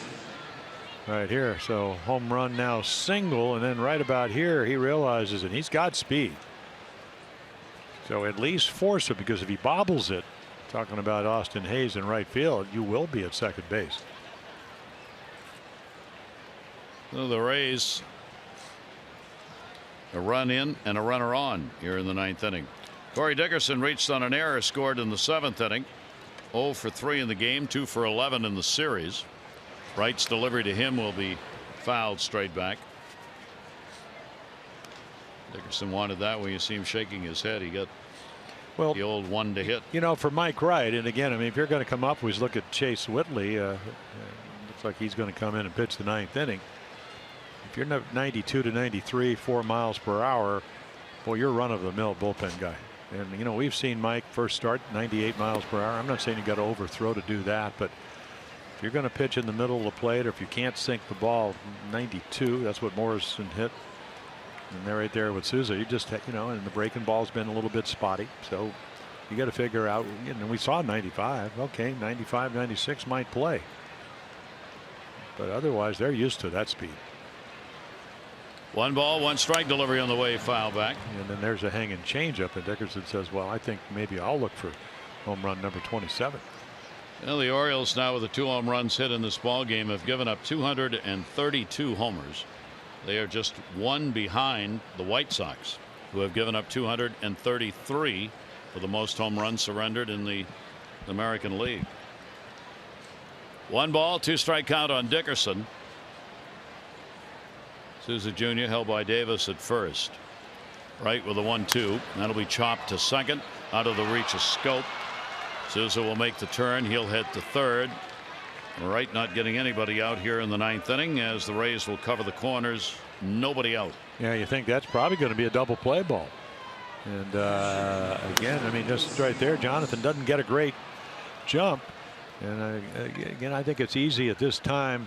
And again, you're just seeing the bark.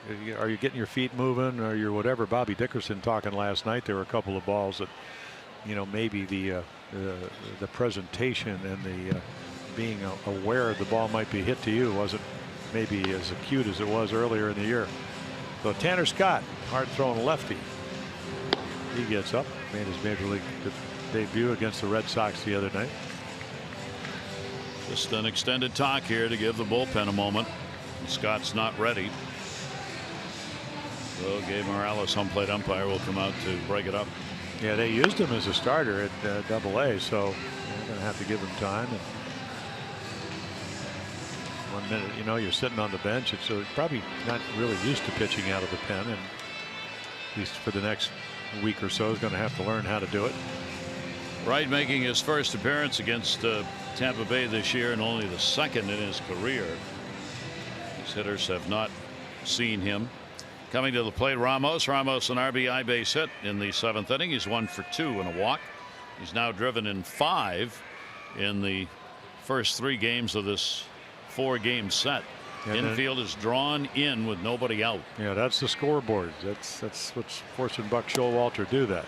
Pitch will be taken for a strike, 90 miles an hour on it. Lead runner Sousa's at third base hit, and Dickerson with a single over there at first.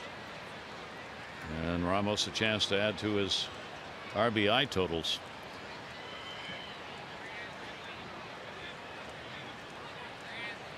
Outfield stays deep. Right with the 0-1 and goes after a pitch down and away. 1 ball 1 strike count. 0-2 rather. Yeah, there's the quality slider. You like to bottle that one. Remember how you threw it. Well, you need a strikeout. Let's see if you can get one. 0-2, perfect count to do it. Even though Ramos has had some great at bats, the grand slam last night really had some tough at bats against Hellickson early on. 0-2 delivery by Wright, same place. This time he didn't go after it, and a 1 ball 2 strike count. That's what he did in the last at bat when he drew a walk. Kept trying to set him up. He went after a couple of pitches away against Jeremy Hellickson, and then Hellickson threw a couple more there, and he refused to go after it and ended up walking. Wright 1 and 2. Runners off first and third. That one's in the inside corner. Got him. Yep. Ramos is not going to say much. 6-1 lead. He's doing the catching. Nice pitch by Mike Wright. Right to where the glove is. Again, I mean, it didn't overthrow it. Take a look right here, somewhere in the neighborhood of the inside corner. Probably a ball off the plate. Brad Miller gets the RBI chance. Miller's hit only 158 in these situations. Got a sac fly and an RBI in the 7th inning. 0 for 2 with another fly ball out and the ground ball out to go with it. The infield backs up to double play depth now. Runners on first and third. And Wright's delivery will be hit in the air down the line left field. Long run. Trey Mancini heading into that corner and reaches out, and it goes into the seats. Oh my, a long fly ball. Mancini almost got there to make a play on it, but it bounces up and over. Ground rule double. Runs scored. RBI for Miller, his 2nd of the game. Yeah, I mean, number 1, I mean, he's way over in left center field, and you know, Miller, ball starts to come back and he overruns it a little bit. And again, the ball up there, the hang time, and then you're hoping he didn't get hit or hurt, excuse me. And right there, I mean, very awkward slam into the fence, and there's the ground rule double on the hop. So Brad Miller adds to the Tampa Bay lead, 7-1. Infield again is drawn in because now the runners are on at 2nd and 3rd. Rays big inning here in the 9th. Swing and a miss on a pitch away. Hechavarria. He's had a base hit into a double play and robbed of an extra base hit by Hayes in right field his last time up. Tampa Bay's 3 for 5 in these situations tonight. They've taken advantage. They've left 1 runner on base. That was in the 7th inning. On the fist, foul back, first base side. So a real tough outing here for Wright, who came on to get the final out in the 8th inning. Leadoff homer by Morrison. Back-to-back singles. Souza, Dickerson. Got Ramos on the strikeout. Then Miller delivers the ground rule double. And a big chance for Hechavarria with the infield drawn in. Wright steps off. 279 in these situations for him on the year. Good number. Well, line drive hitter. You know, he can make contact. You're trying to strike him out here, trying to go in again. That's the way they struck out Ramos. Came in too far. Yeah. Good pitch. 1 ball, 2 strike count. Well, we keep thinking as the season winds down. I mean, only 6 games after this, or 5 games after this, or 6 games, excuse me, that the pitching's going to get better. But just think if you're the Rays. The Rays, they're struggling for runs. They do score 8 on Thursday night to beat the Cubs, and they go, well, hey, we get to come in here. And reality is the Orioles just don't pitch as well as they'd like. Yep. And there's only one team, and you know, it's probably why Brad Ausmus is losing his job, that has the worst ERA, and that's the Tigers at 5.35. The Orioles are the 14th worst pitching staff. So what happens is it's a land of opportunity for other teams, and that's why they put 7 on the board, 8 runs last night. 1-2 count. Infield stays in. Wright's delivery on the way, and it'll be taken down low. Tigers in a situation where they are all rebuild. I mean, they've got a lot to do. They'll find out about their system and who's going to be ready to play in it next year. Orioles, a little different situation. They pretty much know what they've got in the organization pitching wise, because everybody's been up here, and it's not what they need. 2 ball, 2 strike count, and that's laced into left field. That'll be a base hit. Dickerson will score. Brad Miller will score. Throw will come into second base. So Hitcher Rivera delivers a single. He picks up 2 RBIs, and it is a 9-1 lead, and that will be it for Mike. And Buck Showalter, you kind of force him a hanging slider to Echeverria, and he takes advantage of it. He singles in 2 more runs. So Wright will come out of there, and we'll have the 4th pitcher out of the bullpen for the Orioles. Tanner Scott coming on.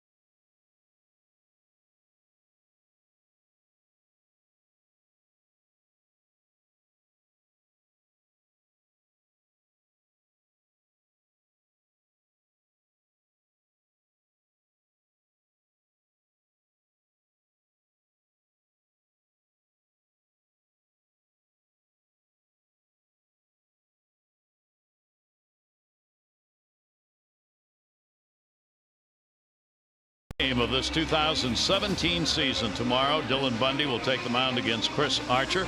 Our coverage on MASN 2 begins at 1 with those extra presented by Southwest. Game coverage at 1:30. All the access you need right here on MASN. So tough. I mean, really was a tough inning. Started with a Longoria last inning, and then the home run, and then maybe a double play ball. That's not a double play ball, and then a hanging slider, and then a fly ball down the left field line. So tough outing. And Tanner Scott will come on, second time this week. His debut, as you can see, 1 inning, 2 hits. Pedroia took a ball at 98 miles per hour, hit it down the right field line, check swings, couple of walks. So that was his major league debut. Power arm, and again made some strides. Didn't really get to pitch a lot of innings, 69 innings, and they let him start over 24 starts every 5th day, and 65 pitches. So Puello will come on, and Puello in the leadoff spot for Kiermaier. Runner on at first base. 1 down. Kiermaier had a couple of hits, 2 for 4 in the ball game, and he will take the pitch inside for a ball. Outstanding fastball. Tanner Scott's got that and controlling it. Got much better this year. Change up shown occasionally. 1-0 delivery. Heater outside at 97. Well, yeah, plus velocity, and the other night threw a lot of sliders. Some good, some bad.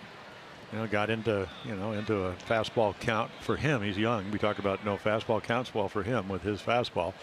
And Pedroia was hitting 351 against lefties, and he just clubbed it down the right field line, and that's how they got the runs. He's got a 2-0 count here. Way of rating on it, and we'll take a pitch on the inside corner for a strike. Yeah, there's a gift from Gabe Morales behind the plate. That ball definitely low, but he gets the strike, so it gets him back into the count. Well, hitting at 174 over the last 12 ball games. Claimed off waivers from the Angels. All starts against left-handers since he joined the Rays. 2-1 pitch will be way up high. And a 3-ball 1-strike count. Orioles cannot find outs here in this 9th inning. 5 hits already on the board. The Morrison home run that started it. 3-1.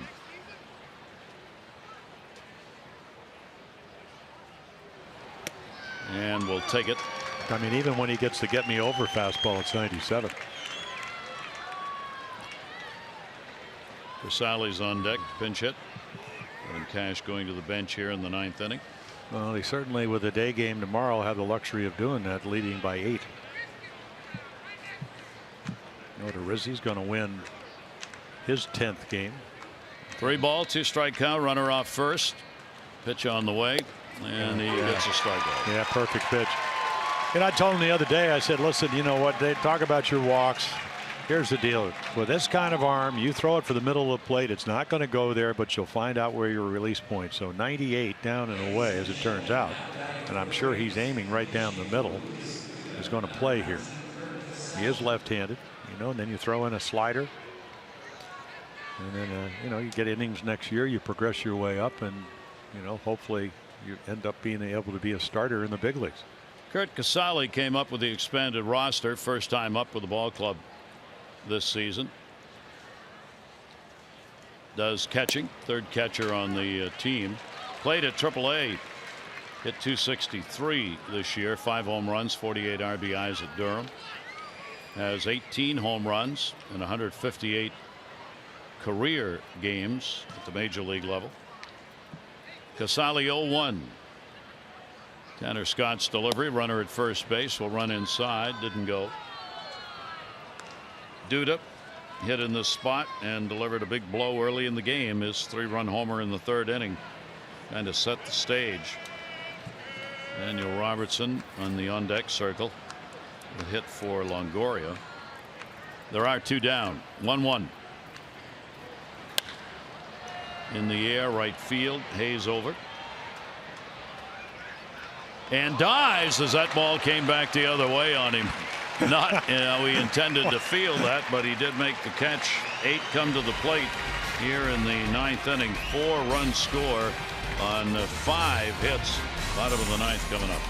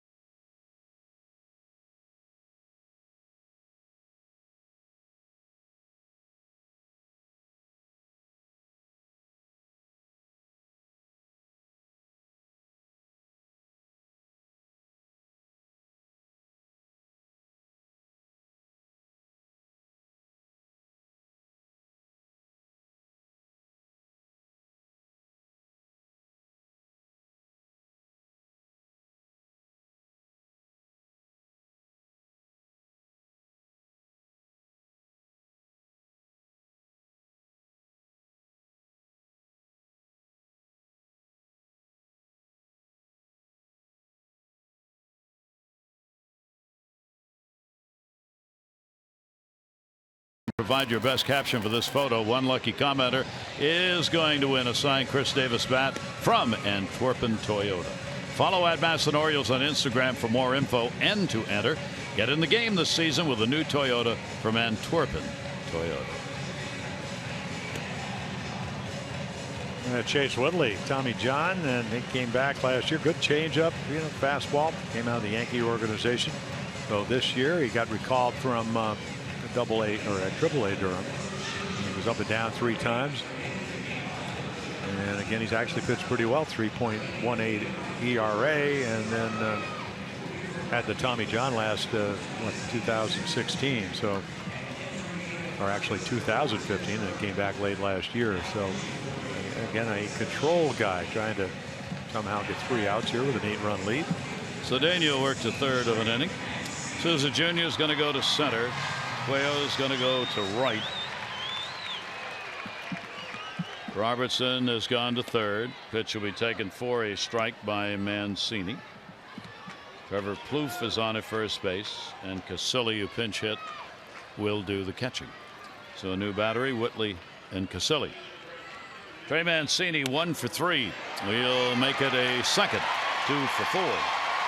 Starts off the bottom half of the 9th inning with a base hit. Yeah, Scott Coolbaugh, hitting instructor, will say, okay, Chase Whitley throws around 90, 91, slider, changeup. Really, that's his biggest swing and a miss. And he just follows that slider right to the corner. Getting the approach, I mean, it saves up enough, but it's not a bad pitch right off the end of the bat.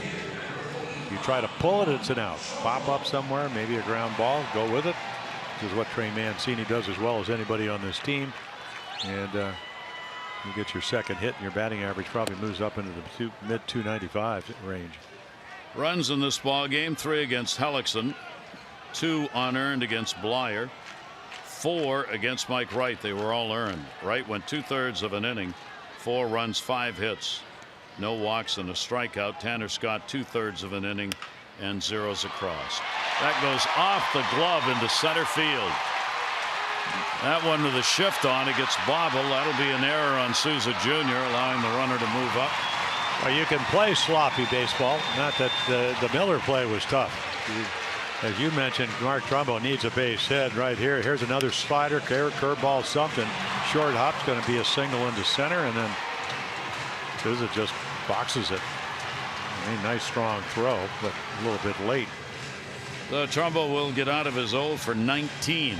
Now you could, I mean, a perfect example of watching where Mancini is. I mean, if you have a sense of the game, you already know where he's going to be. You're down by 8 runs. There's no reason to think he's going to third. But again, it allows him to get to third because you make an error.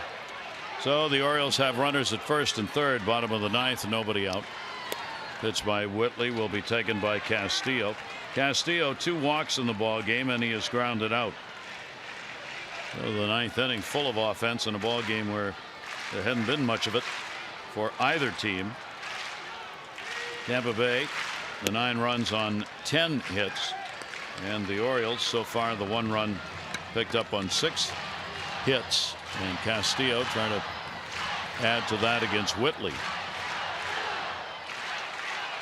Well, you get 27 outs. I know you talk about this. They got to get 27 to win this game, and there's a good pitch. Good news for Wellington is he swung through it, because that's a pitcher's pitch in a hitter's count.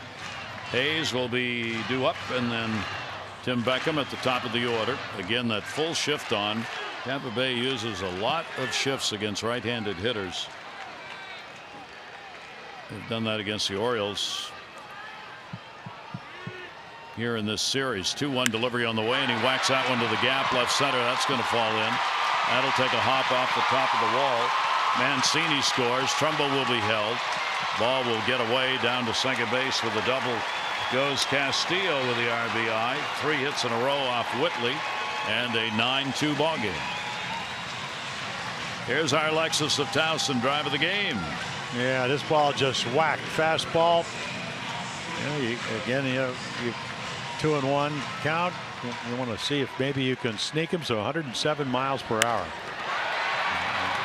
And that will get the Orioles their second run. Put runners at second and third. Our Lexus of Towson drive of the game. Lexus of Towson, the area's #1 volume Lexus dealer. 7 straight years. Come see why. at lexusoftowson.com. So Hayes, a base hit, could score 2 more, and he's going to get one. He went up, found it. It's going to roll into the corner. Dickerson over to get it. Trumbo will score. Castillo will score. Hayes goes into second base. He's got a double. 2 RBIs, and it's a 9-4 game. Yep. Well, that's why I said it was such a big audition for Mike Wright, because he could have kept the game close, just couldn't do it. Right here, another hanging slider. There's your result. No matter which teams, you don't make good pitches, you become very hittable. Jim Hickey's going to make a trip out because it's batting practice here in the 9th off of Whitley and Tommy Hunter. And like we told you, they haven't thrown a home run in 62 innings, this bullpen. But again, it doesn't matter if you keep hitting singles and doubles. So Hayes continues his onslaught, just his 14th game. He has picked up a double. That is his 3rd double, his 11th hit. He is 11 for 37. Got a home run, and he's got 8 RBIs. And he's made an outstanding defensive play in the game. Preston Hayes continues to do what you want to do. As a young player coming up, you get a chance in September. Put a memorable mark up beside your name, and he's doing that. Well, not only the offense, that great play made early, the throwing ability. So again, you still got 3 more outs to work with. Tim Beckham up. Beckham goes after the pitch. Whitley trying to find a way to get an out. Well, I'm sure Jim Hickey told him, he said, you're probably, and when you look at the charts of 3 pitches, your slider, your fastball, and your changeup's the one that get the biggest swings in this, so use it. It'll slow the bats down, and what does he do? He throws him a great changeup. 0-1 the count. Over the top, there's and another over the one, top yeah. on the swing as well, and a 2-strike count on Beckham. Fastball hitter, throw them something else. And again, he swings. The first one was really good. That one was out of his hand, the ball, but he still chased it. So this bullpen that had not surrendered a run in 9 of the last 11 has given up 3 here in the 9th inning, Whitley being the one. 0-2 count on Beckham off second base. Hayes. 0-2 delivery on the way over the top of bouncer, stopped by Casilli. Yeah, it was kind of a show me fastball. So the Orioles a late run at it. They hadn't scored since the 1st inning, an unearned run. Get that taken care of here. Castillo 1 RBI, 2 for Hayes. Whitley with a 1-2 count on Beckham. 1-2 delivery to him down to 3rd. That's a fair ball. Great stop. It'll be a base hit. Longoria got to it, saved a run. The Orioles are going to keep it going. Rather, Robertson at 3rd base got to it in foul territory. Yeah, but when he does, because he's got to go so far, he just falls over. Right here, look how far he goes when he catches it. Skidding stop, and again, knows he doesn't have a play. So there's another changeup that stays up, and he turns over it. Robertson saves it from going in, and Whitley's going to get relieved. Tommy Hunter, who's been lights out, is going to come in. 5 batters up. They all have reached with a couple of doubles and 3 singles.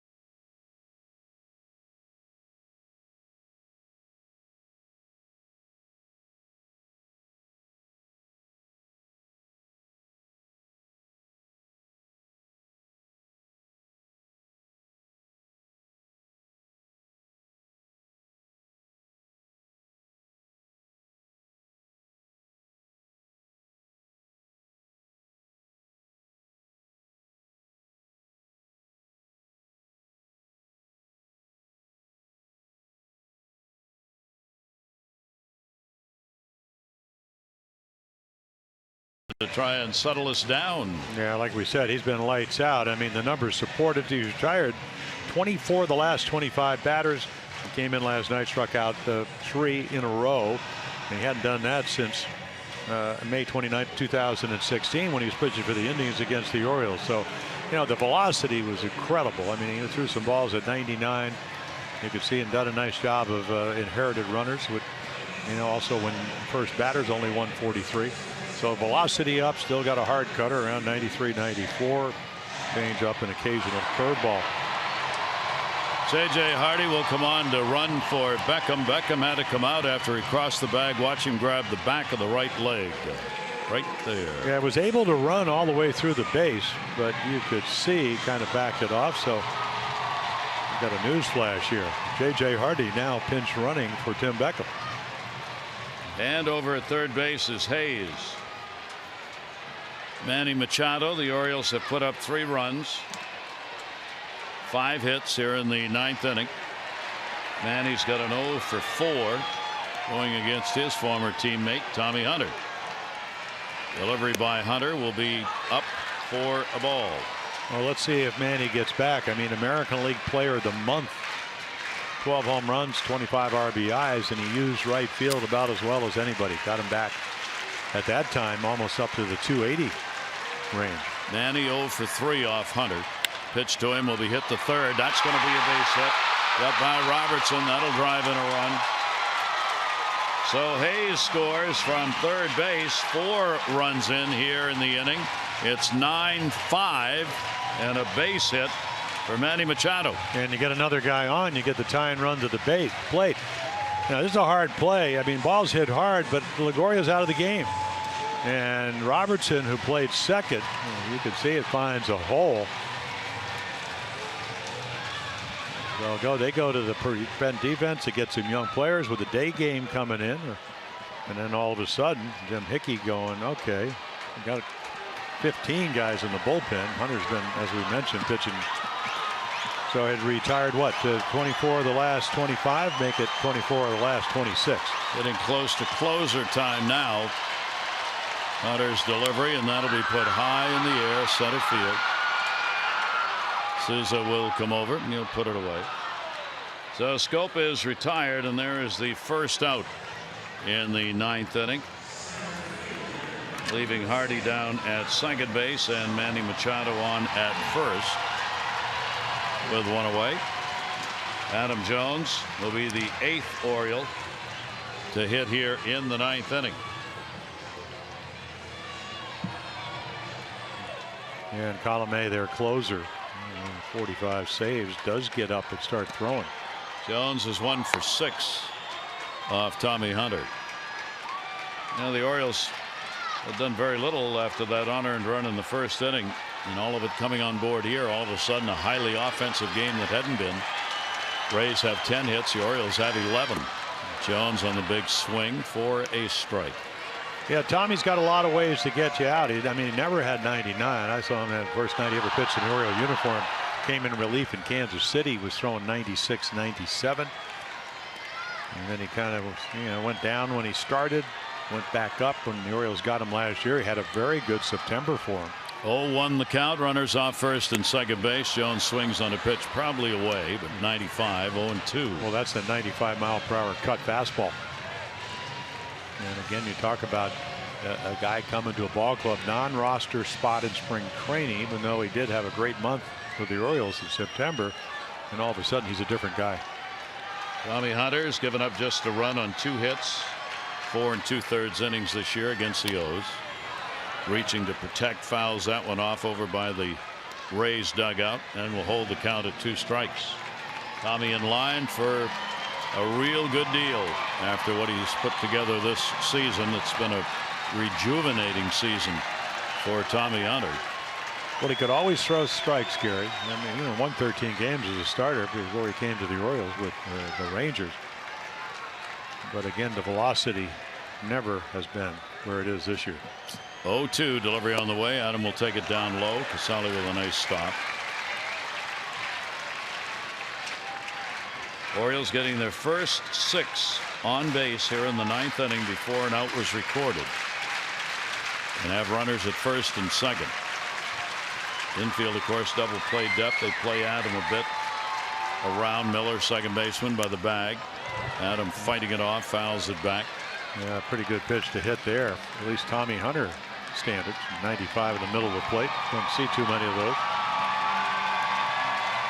Whitley, the reliever, started this ninth inning. Has been charged with 4 runs. He's also responsible for Hardy, the lead runner at second base. He did not get anybody out. Gave up 5 hits. 1 ball, 2 strike count on Adam.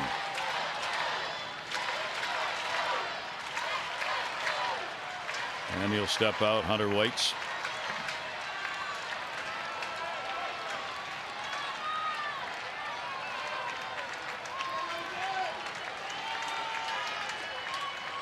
And they're not on the same page, so Casale will go out.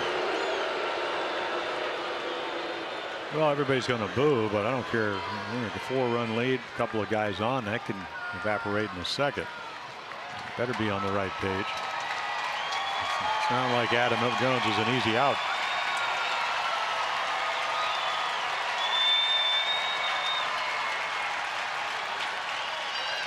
One-two delivery by Hunter.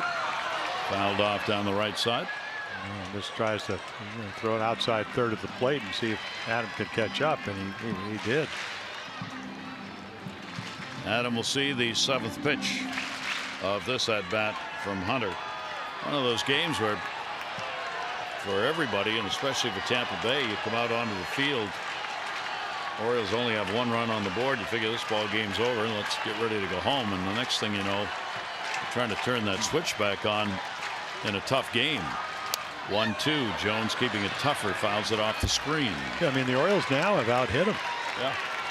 With 11. It's been a sloppy game. 5 errors by 3 by the Orioles, 2 by the Rays. Orioles have more hits in this inning than they had in the first 8. Souza committed an error out there, allowing a runner to advance. 1 ball, 2 strike count. Robertson's had a tough time at third on tough balls by him. Adam Jones not going to give in here, fouling it away again. Well, away, and usually that works. Except as we mentioned, Adam much more adept and willing to go to right field. I mean, I think he's just trying to put it in play here, because he knows if he gets on base, all of a sudden Chris Davis, even though he's not had a great September, certainly capable with 1 swing time a game. This is going to be pitch number 9, and Adam Jones will head back. Yeah, and what happens is you see all this hard pitches, and again, there's a cutter, and it's a good one because it's strike the balls. The illusion is it's going to be in the zone, maybe takes a little bit off of it, more of a slider type pitch, and he finally gets Adam to chase out of the zone and gets the strikeout. Orioles have struck out 13 times in this game. Odorizzi had 9 of them. Here's Chris Davis.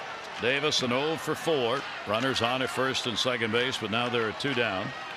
The Orioles have batted around here in the 9th inning. Chris will get a base hit into right field. Hardy will come around to score. Cuello will make the throw in all the way to third, and lucky the ball didn't get away. So the Orioles make it a 9-6 game, and the potential tying run will be coming to the plate. Chris Davis, an RBI single. Yeah, it looks like a cutter, and all of a sudden, I mean, he's looking something in the upper 90s, which is what it is, and they're almost thinking, please do not get thrown out. And then again, Robertson to throw off the bag. So Manny able to get in. Now tying run at the plate. And here comes Kevin Cash. So Cash on his way out with a closer ready to go, and they will signal to the bullpen to do just that. Orioles will send their 10th man to the plate. Trey Mancini started this inning with a base hit. He will be coming up again as the potential tying run.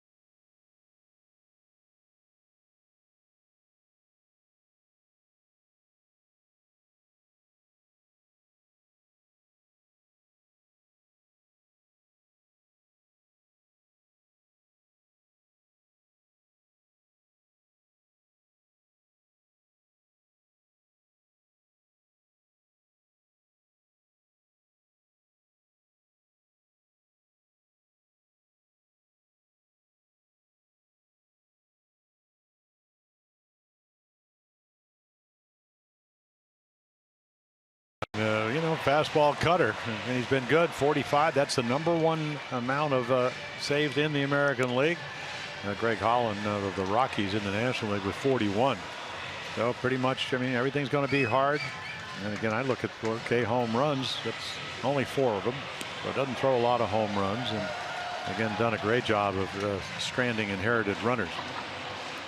So Colomé will work with runners on at first and third. And he has a chance to be the Rays' first closer to lead the majors in saves as he does right now. What, since what, Fernando Rodney, maybe? He set the all-time record. You know, I was watching the other day. He did blow a 3-run save against the Red Sox. And they would tie the game up. Actually, I think it was the same score. It would be 9-9, and then Red Sox would score actually 7-7 or whatever it is, and then they would score 6 runs in the 13th. So Trey Mancini, runners on at first and third. The Orioles down by just 3. Mancini has delivered a base hit, a couple of them, 2 for 4, and has scored a run. He's faced Colomé only once, 0 for 1. Colomé this year, 45 out of 51. He is 3 for 3 in saves against the Orioles. This year, he is 9 for 10 in his career against the Orioles in saves. Orioles now out hitting the Rays 12-10. Mancini waiting on it. Ball in the air to right center field. Coming over. Quayle, he's got it, and the ball game's over. So the Orioles made a run at it, but not enough, as they will lose this one by 3. Odorizzi will get the win. He is now 10-8. Hellickson takes the loss, 8-11. Colomé picks up the save. That'll be his 46th. So tomorrow the Orioles' hope is to even up the 4-game set. Dylan Bundy on the mound against Chris Archer. Our coverage on MASN 2 at 1 o'clock goes extra, presented by Southwest. Game coverage will be at 1:30. This has been a MASN presentation. Tom and Rick coming up after this short break. Take a look back at an interesting ending to this ball game with the Rays coming out on top 9-6. For Jim Palmer and all of our crew, I'm Gary Thorne. Thanks, everybody. Adieu.